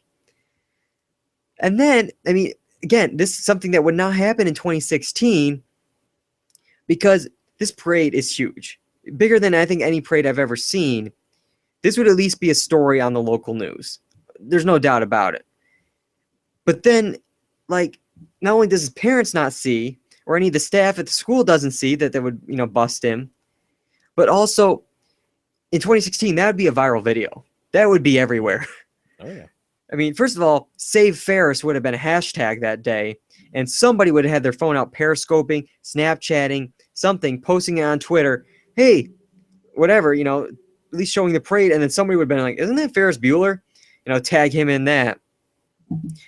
Definitely, I mean, this movie does not work in 2016 with the internet, but yeah, somehow gets away with it. But at the same time, he's also lip syncing. I have a lot of problems with the scene we're talking about. He's lip syncing, but then there's an accordion player that's playing. Or was that accordion player accordion syncing? Like, or did that song have every track in it except for the accordion, and the accordion was live? I don't understand. Like, I mean, I don't know. I don't know. But despite all these musical hits, there's not a soundtrack for Ferris Bueller's Day Off. They didn't do a soundtrack because John Hughes said he couldn't see kids dancing to Danke Schoen and then Oh Yeah on the same record. Hughes called Danke Schoen the most awful song of his youth. He thought it was just so irritating. So he made his lead character, a 17-year-old in the 80s, love it. Like, wait a minute. You don't see kids dancing to this, but I mean, again, this is a classic moment now. But again, I could see it like, wait a minute. Like what would be the 2016 equivalent of Danke Schoen? Like, I don't know, some like nursery rhyme that we're all excited to sing. I don't know, like row, row, row your boat. Like, I don't know. I don't know. So this Cameron says in this scene, we got to talk about, Ferris can do anything. He's talking so much about Ferris, how great he is, how he's doing. Now, have you ever heard the theory, John, that Ferris Bueller's Day Off is actually all in Cameron's head? That Ferris is a figment of Cameron's imagination? I have heard that theory. Do you believe it at all? Any stock in that? I don't think so. I mean, if we're gonna take it literally, Ferris is driving the car. But true. But if, I don't think so. All right, I'm going to spoil a movie that's, I feel like, at least 20, 25 years at this point. Fight Club. Now, again, spoiler alert on Fight Club here. But, in that, I believe there's many times, too, where, Brad Pitt's character is a figment of Norton's imagination. Mm-hmm. And there's people that interact with Brad Pitt's character. I think he, does different things as well. And it turns out it was just Ed Norton. Again, yeah, I mean, it's quite possible that, I feel like if Ferris is made up, then Sloane is also made up. And then again, at the same time, maybe all this is, we see Cameron have 30 different bottles of cough medicine by his bed. Is this some kind of fever dream he's having? Yeah, it's all a hallucination. The whole movie could, it could just all be, it was all a dream. It was all just him asleep in bed that day, dreaming about having a best friend. Or maybe Ferris is real and that this is very interesting theory. In a way, Cameron is, I think one of the most developed characters in the film. Ferris has his quirks, and Sloane is really just kind of the girlfriend of Ferris. There's not too many, I feel like, traits for her, unfortunately. But Cameron definitely has the most development in the film, and we're gonna get to the scene where he finally sticks up to his father, and it's he's definitely goes through the most change in the film out of anyone, and it's really more like his story than I feel like Ferris is, in a way. I mean, Ferris is just like this vehicle, I feel like, for Cameron to get out of his shell. Yeah, I mean, it holds water. I mean, it's possible, but there's tons of other movies that you could probably say the same thing about it being in someone's head and wanting adventure and all that. But yeah, I could see it either way. Either way, it's not the craziest idea, and that's saying something about a movie that we think is in someone's head. So, I mean, we'll give him a little bit here. All right, so we're going back to Ferris's house. Finally, the sister now is there. Again, skipping school. That's like three times here already, not in class. She goes to the house to check on Ferris.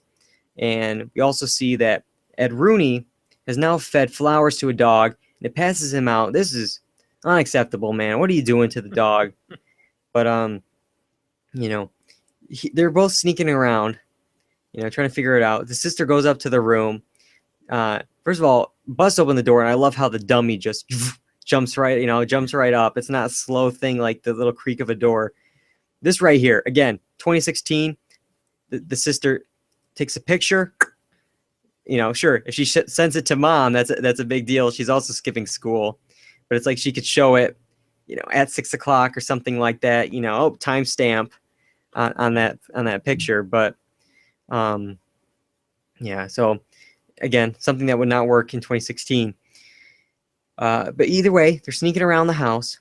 They both think that the person in the house is Ferris, and they're about to, turn the corner, and then boom, they scare each other. Freaks out. She kicks Rooney right in the head. Doesn't recognize the principal. I mean, I guess it sort of makes sense. I mean, again, a scared moment, but still, I'd feel like there was that little second there that I would have been like, hey, that's a principal, or something like that. Or at least looked after you. Yeah. Kicked him in the face. Yeah. I mean, she must also drove to the house, right? Why couldn't she just drive away? Why did she have to run upstairs? That's always the thing in scary movies. They always run up to the top of the stairs, and then of course they're gonna come upstairs. That's the thing. It's like, you run out of the house, you leave, you go home, or not go home, but go somewhere else. But yeah. We cut to them, driving the car. It looks like, the day's winding down, and they see on the car here that it's up to 301 miles. They started at 126 miles. They thought, oh, maybe we could just go backwards, 2 or 3 miles, whatever we put on the car that day. It looks like it's going to be a little bit more. And we scream. We scream so loud that the entire city hears it. Now, to me, I see these, and it's kind of like, it's hard to tell with these older movies that, is this a cliche? Like, okay, really, the scream that everyone in the city can hear? Or was this the first time that it happened? And we've seen all the cliches, since then. It's like, what came first, the chicken or the egg? It's which one's first? And I can't tell. But again, it's always one of those things that's, okay, really? That the scream's that loud? But okay. We're back to the house. We get a knock on the door, and there's about 4 people there. I try to pick out the 4 people that are here. It's kind of confusing. We have some guy in a mask. I don't know what he's supposed to be. Almost kind of like a wrestler. It looks kind of weird. I swear it looked like Louis Anderson in a milkman outfit, but he was carrying flowers. Like, I don't know. Okay, I'll just say he's a flower man, but very strange outfit. Some old man. I don't even know what he was doing there. It's just he was an old guy. Like, couldn't figure out what he was doing. And then we had this nurse. And this is the nurse I want to talk about here, because, she's doing like a little singing telegram, going through her whole rhyme. And we get to the point where it gets to the end, and it says, she's a nurse that likes to, and it's clear it's going to be a 4-letter word that ends with uck. We don't know what it is. at first I always thought it was supposed to be suck, but we cut it off. That almost like we're trying to, like, if it was suck, we probably would hear it, because suck is not a bad word, but there's another word that ends with uck that you couldn't say in a PG-13 movie, at least probably not back then, that starts with the letter F. Which one are you thinking it is, John? Fire truck. You're thinking it's that one. And if that's the case, this is not a singing telegram. Somehow, somebody thought it was good idea to send Ferris a prostitute. They were struggling to get change in the Pepsi can for a new kidney for Ferris. Where, who, when, how are they getting this money for a prostitute? I think a prostitute cost less than the $2K they needed for the kidney, or the $4K. For 2K, I thought they said it was like $50K for the kidney. Oh, whatever it is, I'm sure. Oh, it's definitely under the. I'm sure it under costs that. less to. Yeah, I don't know how many. Again, I would not know, but I believe prostitutes are under $50,000, at least in the Chicago metropolitan area. But no, yeah, I mean, again, like they couldn't get more than probably $4 in that can. I don't know, but like, did they think that this guy that was like is sick in bed making those disgusting sounds? I mean, is that the first thing he wants to do? Probably, like, I mean, I don't know. Maybe all the kids are in on it. Maybe Maybe put on a show so the adults think that he's sick by feigning concern, but really they're all in on it. And the English department sent him flowers. Maybe it was maybe that was the second part with the English department. It was part 2, or maybe this was like the theater department. It was actually the theater teacher getting into character. I don't know. This is something. If I could ask John Hughes, I mean, rest in peace. If I could ask him one question, I think this would be my question. I think this would be it. What is going on with this stripper, prostitute, whatever is happening? Oh man. Well, all right. So let's cut back to Cameron, and we're along the water somewhere, and he's practically in a coma. Like, he's just out. He's just not blinking. He's just not feeling good, after everything going on with the car. I mean, it's only been like, 300, minus 120 miles. Like, that's 180. I mean, is that really the end of the world with that? We're going to get to the point where they destroy the car. I feel like that'd be the point where I wouldn't be able to breathe anymore. 180 miles, again, we haven't tried the reversing of the miles yet. We haven't tried breaking the odometer to turn it back by hand. Let me ask you, what's the difference between the 180 or so that they put on it and the, let's give it around 40 or so that they drove into the city and back? It's still a change. Exactly. It's not a surprise that it changed. It's just the amount was a lot more than he thought. But what's the difference? Yeah, because if you okay, it's definitely been a few miles. I mean, they're not in the city at all, wherever the school is and stuff. So, I mean, at the bare minimum, let's just say it's 10 miles that they somehow drove. That's, still 10 more miles than they would have had. Okay, you're going to race 10 miles, race 20 miles, 30 miles, 180 miles. It doesn't matter. Yeah, you bring up a great point. It's like, he could have moved it from the garage to in front of his house. He still would have had to erase that mile. It's like, you said it was between the 3/10 and the 4/10 of the mile, so he knew down to the tenth, yeah, even less than a tenth of a mile where it was, and they knew they were gonna have to do something about it to cover it. So it just seems like it's a bit of an overreaction to news that he knew was coming. Yeah. He definitely went overboard with the news. Meanwhile, Ferris is talking about the future, about college, what's he gonna do with Sloane and Cameron and stuff like that. He mentions how Cameron has never been in love, and then he says, "Well, or nobody has ever been in love with him." And I'm like, "Hey, that's a little rude. Shut up, Ferris. Like, I know what you're trying to say, but that's kind of, just because you got all the girls after you, you don't have to be like, no one's been in love with him." I know what he was trying to say, but that line always is like, okay, that's, lighten up, you know. But then again, maybe that's just the Cameron in me. It's like, okay. We're not all Ferris Buellers here, but Rubbing salt in the wound, right? exactly. So now we go. I can't. I mean, I guess it has to be Sloane's house because we have this pool here. Definitely not Cameron's house. And I think I can, rule out Ferris's house, what we see of the back porch and stuff like that. And also, all this stuff is happening with his sister, with Rooney. It can't be that house. It must be Sloane's house. For this pool that they're all at. They need to, and they say that we need to try something else. With Cameron, he's not waking up, so they somehow think, let's put him in a chair on a diving board. What do you think? What would this do?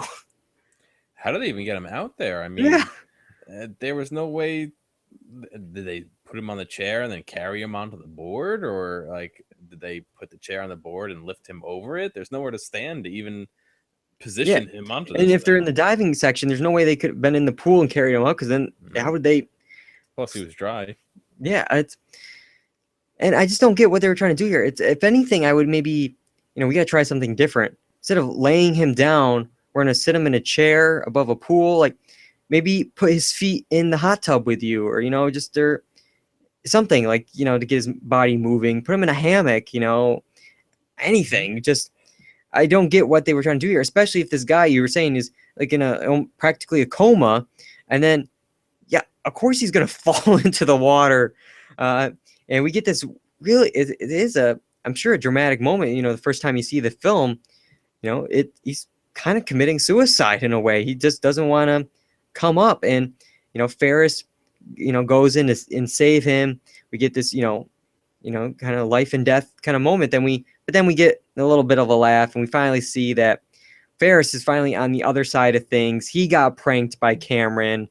He played a little joke. What do you think about this? Is this a funny joke, or is this kind of like, whoa, way to make your friends, piss themselves here? I think he had it coming to him, but yeah, it was a little bit of a extreme joke to get back at him. But then again, after what Ferris has been doing all day, maybe that's what he needed to get his attention. Maybe it definitely woke Ferris up. Let's just say that he's definitely and it woke Cameron up too. So I guess it worked for everyone. All right, so now we're off to the police station. For some reason, Janine got picked up for making a phone call about that being an intruder in the house. Somehow didn't find Rooney. Didn't find anything that Rooney left behind, like the wallet, which we later will get to. Just there's a lot of things I would feel like. I mean, even Rooney's car was towed from that location. Mm-hmm. I feel like police could figure out some of the stuff. Then again, Janine has been rude to everyone today, including the people on the phone. Maybe they're just like, okay, we're sick of her. Let's just, we're not buying anything that this girl says. But the big thing we got to talk about with this scene is we get a Charlie Sheen cameo. What do you think, John? Charlie Sheen, one of his earliest roles here. Were you glad to see him? He played his part okay. I mean, I read up a little bit as to his preparation method for the role. Yeah, why don't you tell us about that? All right. Well, he was playing a kind of druggy kind of guy, which, if you know, Charlie Sheen is a very appropriate role for him to play, I guess. How dare you? What are you trying to say? That the Charlie Sheen is he does drugs. I don't believe it. Where's the proof on that? But rumor has it that he didn't do drugs for this role. He just stayed up for a couple of days straight in order to be a little little under the influence to or appear under the influence. So he sleep deprivation, not drugs. Yeah, and he definitely has that look with his eyes that he's been up. It's pretty good. I mean, I stay up more than 24 hours, and I'm dead. Like I can't even do anything, let alone act. Or makeup and lights. No, too much. Um, Now Charlie Sheen's kind of giving some advice to Janine here, and one of the things Janine says, well, "Why don't you put your thumb up your butt?" And at this, I just want to be like, Janine, you got something up your butt all day today. You gotta take your own advice here and take it out because you have just been, this guy's trying to help you. Everyone's been trying to be nice to you all day. That's what he was kind of telling her. He was saying, you gotta look at yourself, not him. Deal with what you have, not deal with what he has. Yeah. Well, we'll see if she listens. We got to cut back to Cameron's garage. We got the car on stilts now. It's running in reverse, and first of all, I didn't think this could work at all, like ever. But they didn't even try to they set it up, they go away, and then they come back 5, 10, 15 minutes later to see how's it going. They didn't even wait, they set it up. I would set it up, try it, and it's like, okay, it's been about a minute. Probably would have been 1 mile by now. It didn't move. This is not going to work. Why did they set it up, leave, and not check on it at first? Not only that, if you look at the direction the wheels were spinning, it was actually in drive, not reverse. So they were just going forward, really. Oh, really? So yeah. They didn't even get far enough to switch it to reverse. So they definitely missed the boat on that one, Yeah. And then after they set all up and it's not working, they're gonna break into the odometer and do it the manual way. Again, I don't know if, I guess you could do it maybe back then with a crank or something like that. Yeah. That seems more believable than just running tires back. There's a line that goes down to the wheel well, and you used to take that and actually use a drill to spin it the opposite direction to make it roll backwards. Yeah, I think I saw that in Matilda, actually. Maybe. Yeah, I think I saw that, and it worked in that movie. But that's still a few more years before or after this movie came out. But despite all this, even though he was just in this coma and this whole thing wasn't working, he says, I got to take a stand. He's gonna finally stand up to his dad. And he starts just kicking the car. He's really just angry, just kicking it, denting it. One thing I like about this is we never see Cameron's father. So the whole time, we have this vision in our own minds of what Cameron's father is like, how bad he is. I mean, I don't think it's at the level of abuse or anything like that. I just think, it's just not a loving relationship. And it's kind of good that I feel like we don't ever see him, because I think that would take away, what this image we have of Cameron and his dad. But anyway, he starts kicking the car, and it's this whole scene's great. It's this monologue by Alan Ruck, and it's the other two are just silent. They're not saying anything, and finally he just leans on it slightly, and boom, the thing goes back. And he had these beautiful glass windows, and it's just gone off of it. And those dents he made, it doesn't matter anymore because it's trashed. Yeah, he did a number on that bumper. I was a little surprised that he was able to dent the bumper that bad. But the car ends up on the complete opposite side of the house. It looks down maybe 2 or 3 stories, and it certainly does take a big beating from the fall.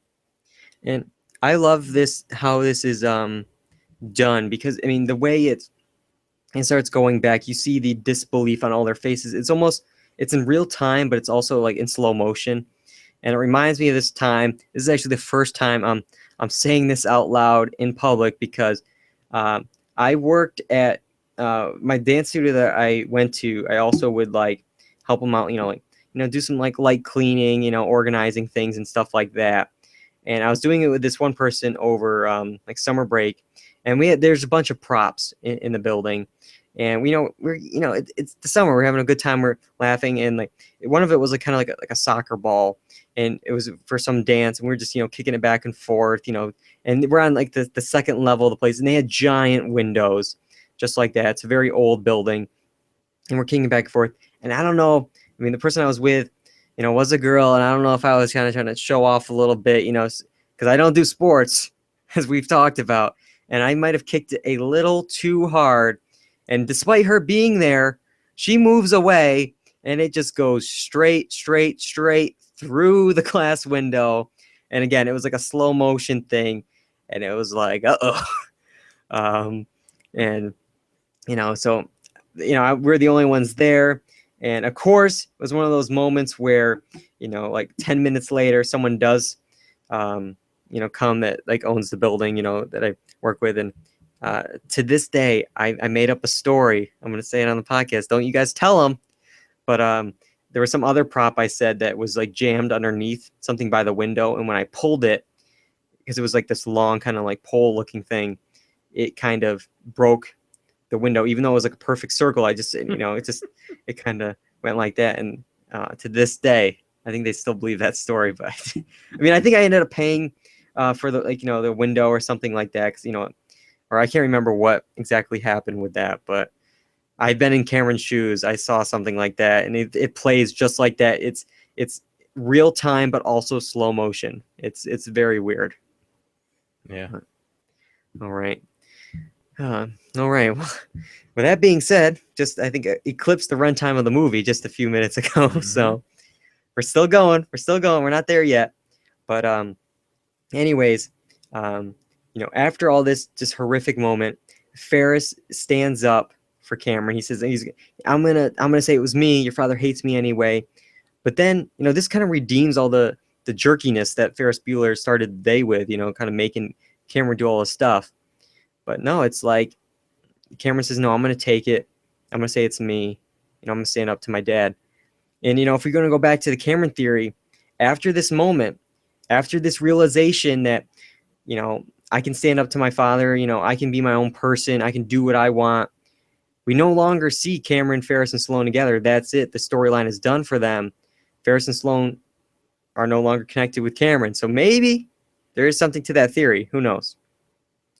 But the movie continues on. We're back at the police station now. Janine is making out with Charlie, and they're going at it. The mom is mad at her for good reason. The cop says, feel better. And the mom, like the oblivious dad, doesn't, put two and two together. That's something big's going on with her son here. The whole town is rooting for just her son's clammy hands.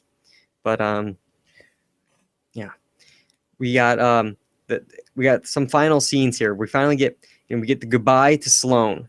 Kind of monumental. But I feel like after the Cameron situation, it's kind of like a moot point. It's like, okay, like I think the story was more of a Cameron Ferris story all day, not a Sloane Cameron story. I mean, Sloane. Well, it wasn't Sloane Cameron, but it was Sloane Ferris. You know what I'm saying? Yeah. It was. Unfortunately, for the most part, she was the third, on the list here. Just the way the movie was set up. But, they're in love. And, as he's leaving, he's like, he's going to marry me. So it's pretty big for Ferris here. Ferris starts running home. He sees Janine, somehow he stops on Janine's car. She, cuts the brakes. She's like, whoa. And the mom, oblivious as always, doesn't see, one, that a person was in front of the car, that Janine actually stopped and saved someone's life kind of thing. She's just blaming Janine for everything. But that person was her own son. I somehow just did not see any of it. Was too busy with some papers in front of her. But anyways, keeps running. And we go through yards, houses, stuff like that.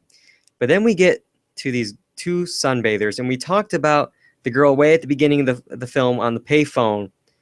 Yep. I got a lot to talk about with these sunbathers, John. Are you ready for this? Let's go. All right. This scene happens a minute, 2 minutes after he just told I love you to Sloane. Talks about marriage. He loves Sloane. So he's running home. He has everything in his world. This means everything to get home. And he stops for these girls sunbathing. And, what's his game plan here? He's gonna try to get those two and Sloane in some kind of I don't know what he was doing.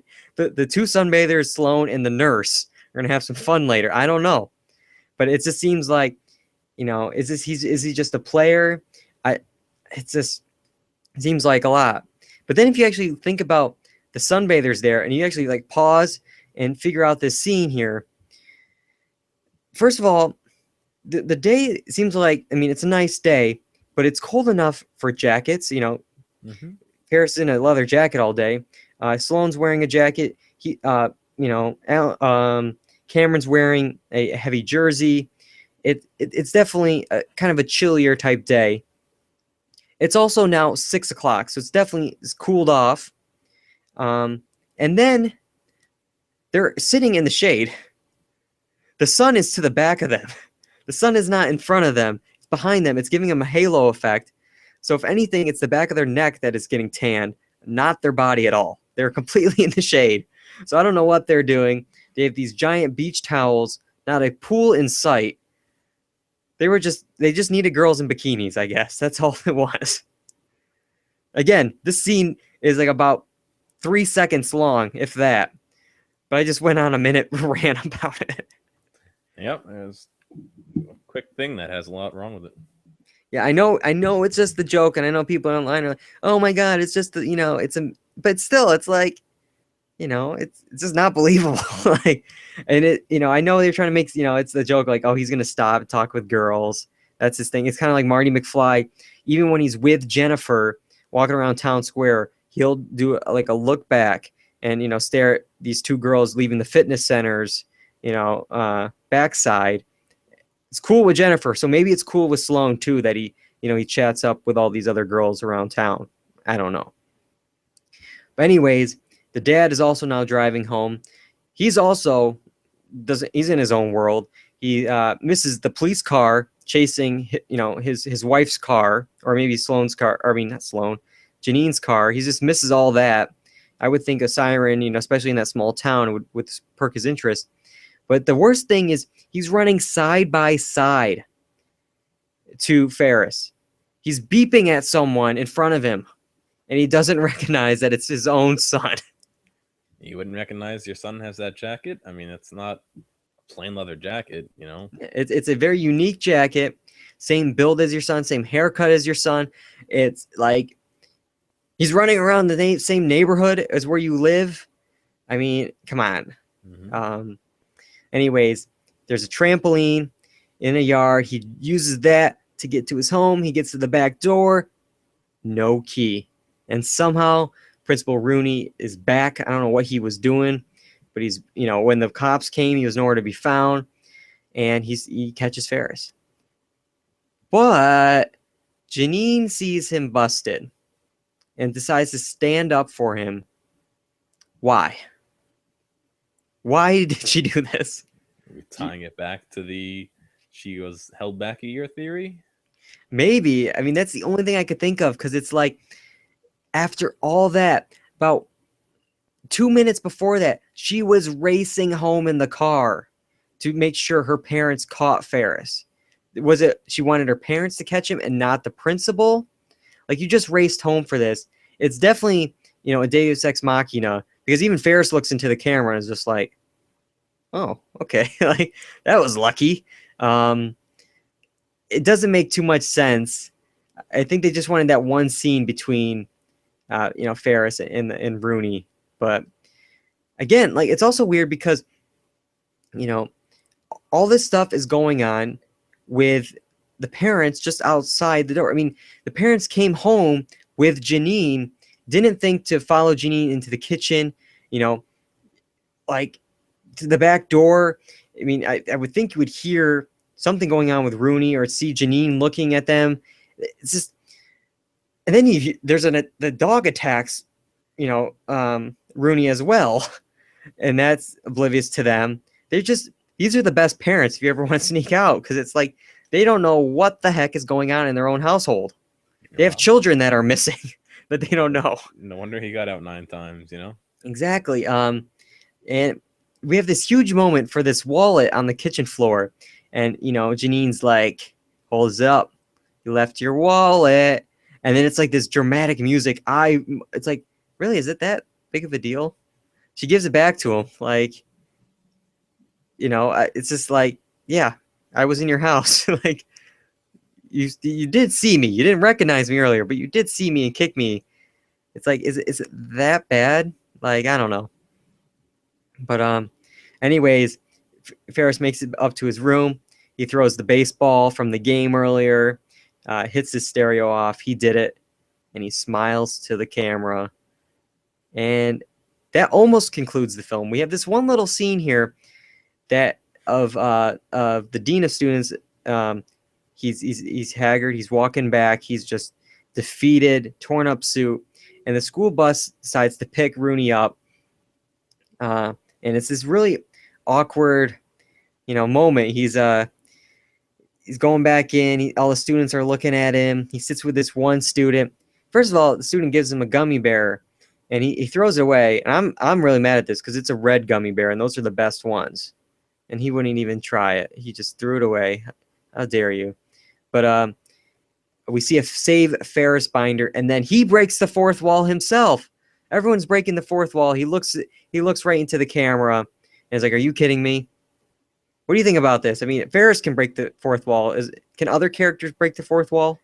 I guess. I mean, at that point, what's left of the story but him? So for that one little segment, I guess he's the main character at that point.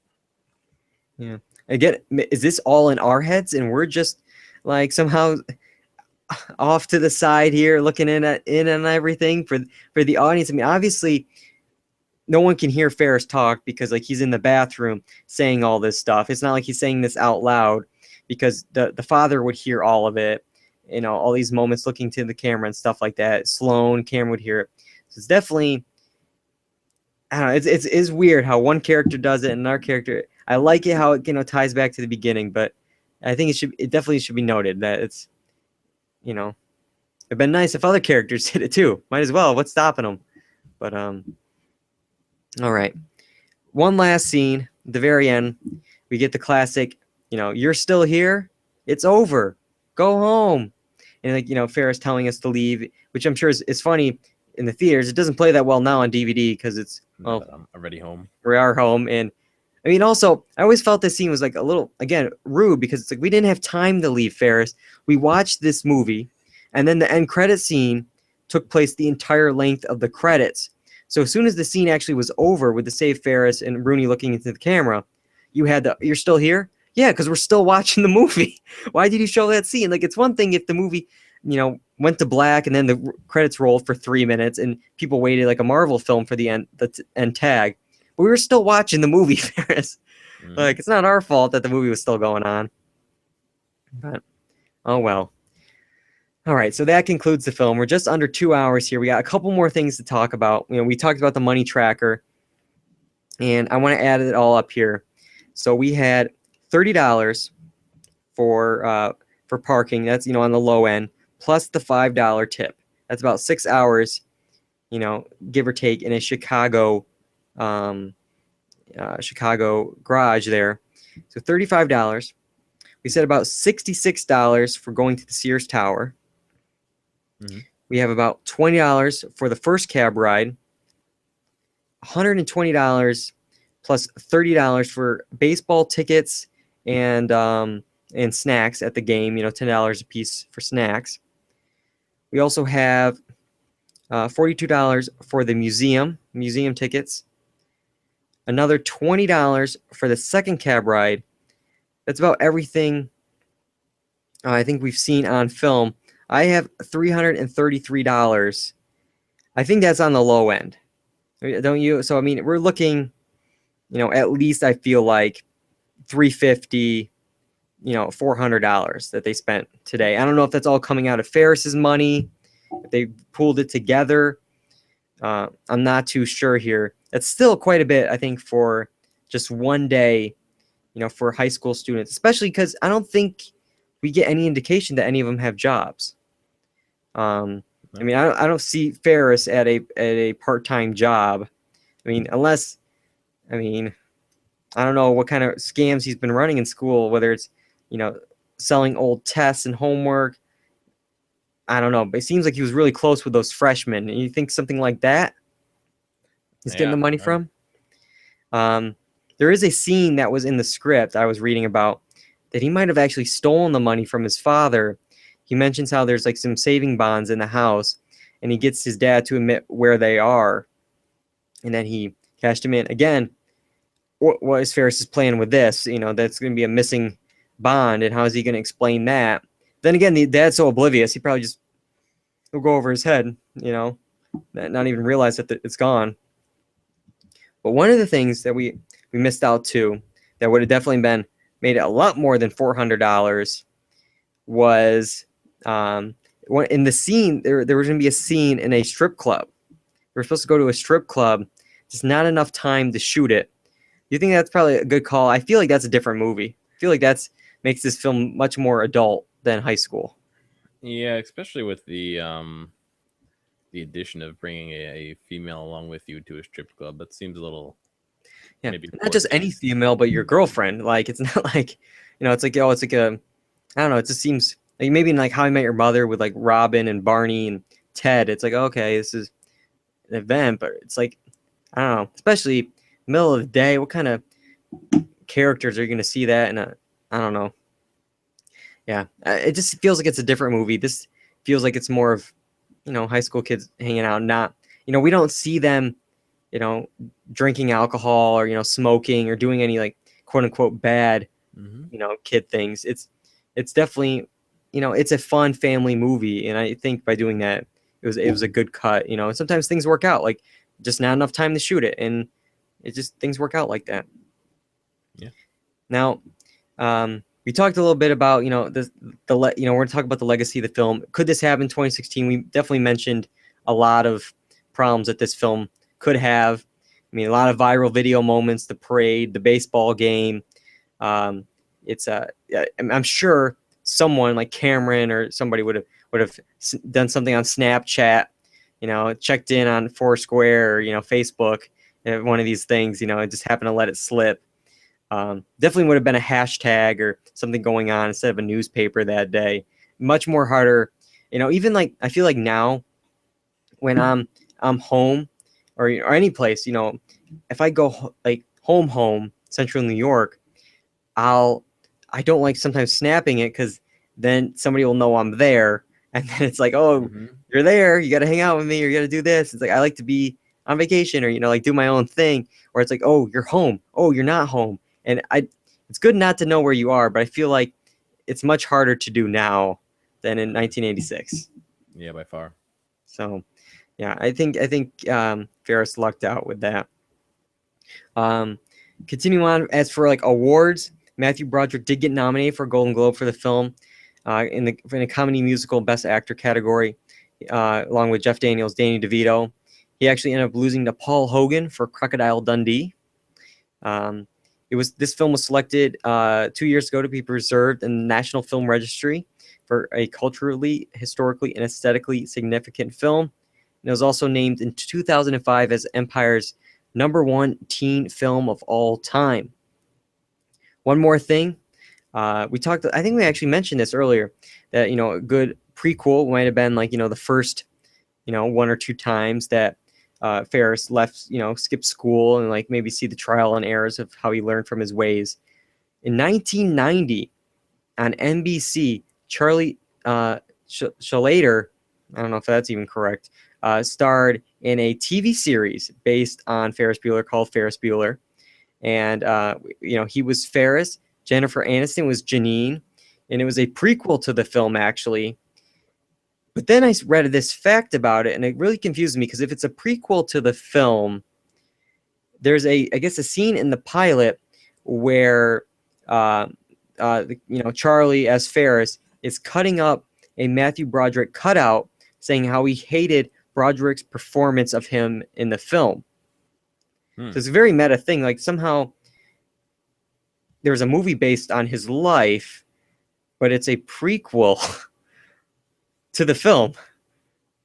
So I guess, does that make sense? Not at all. And then if that's the case, if there's a movie based on his life, then how is his family, friends, principal, all these people going to allow him to skip school again if they know all of his secrets, which he said on film?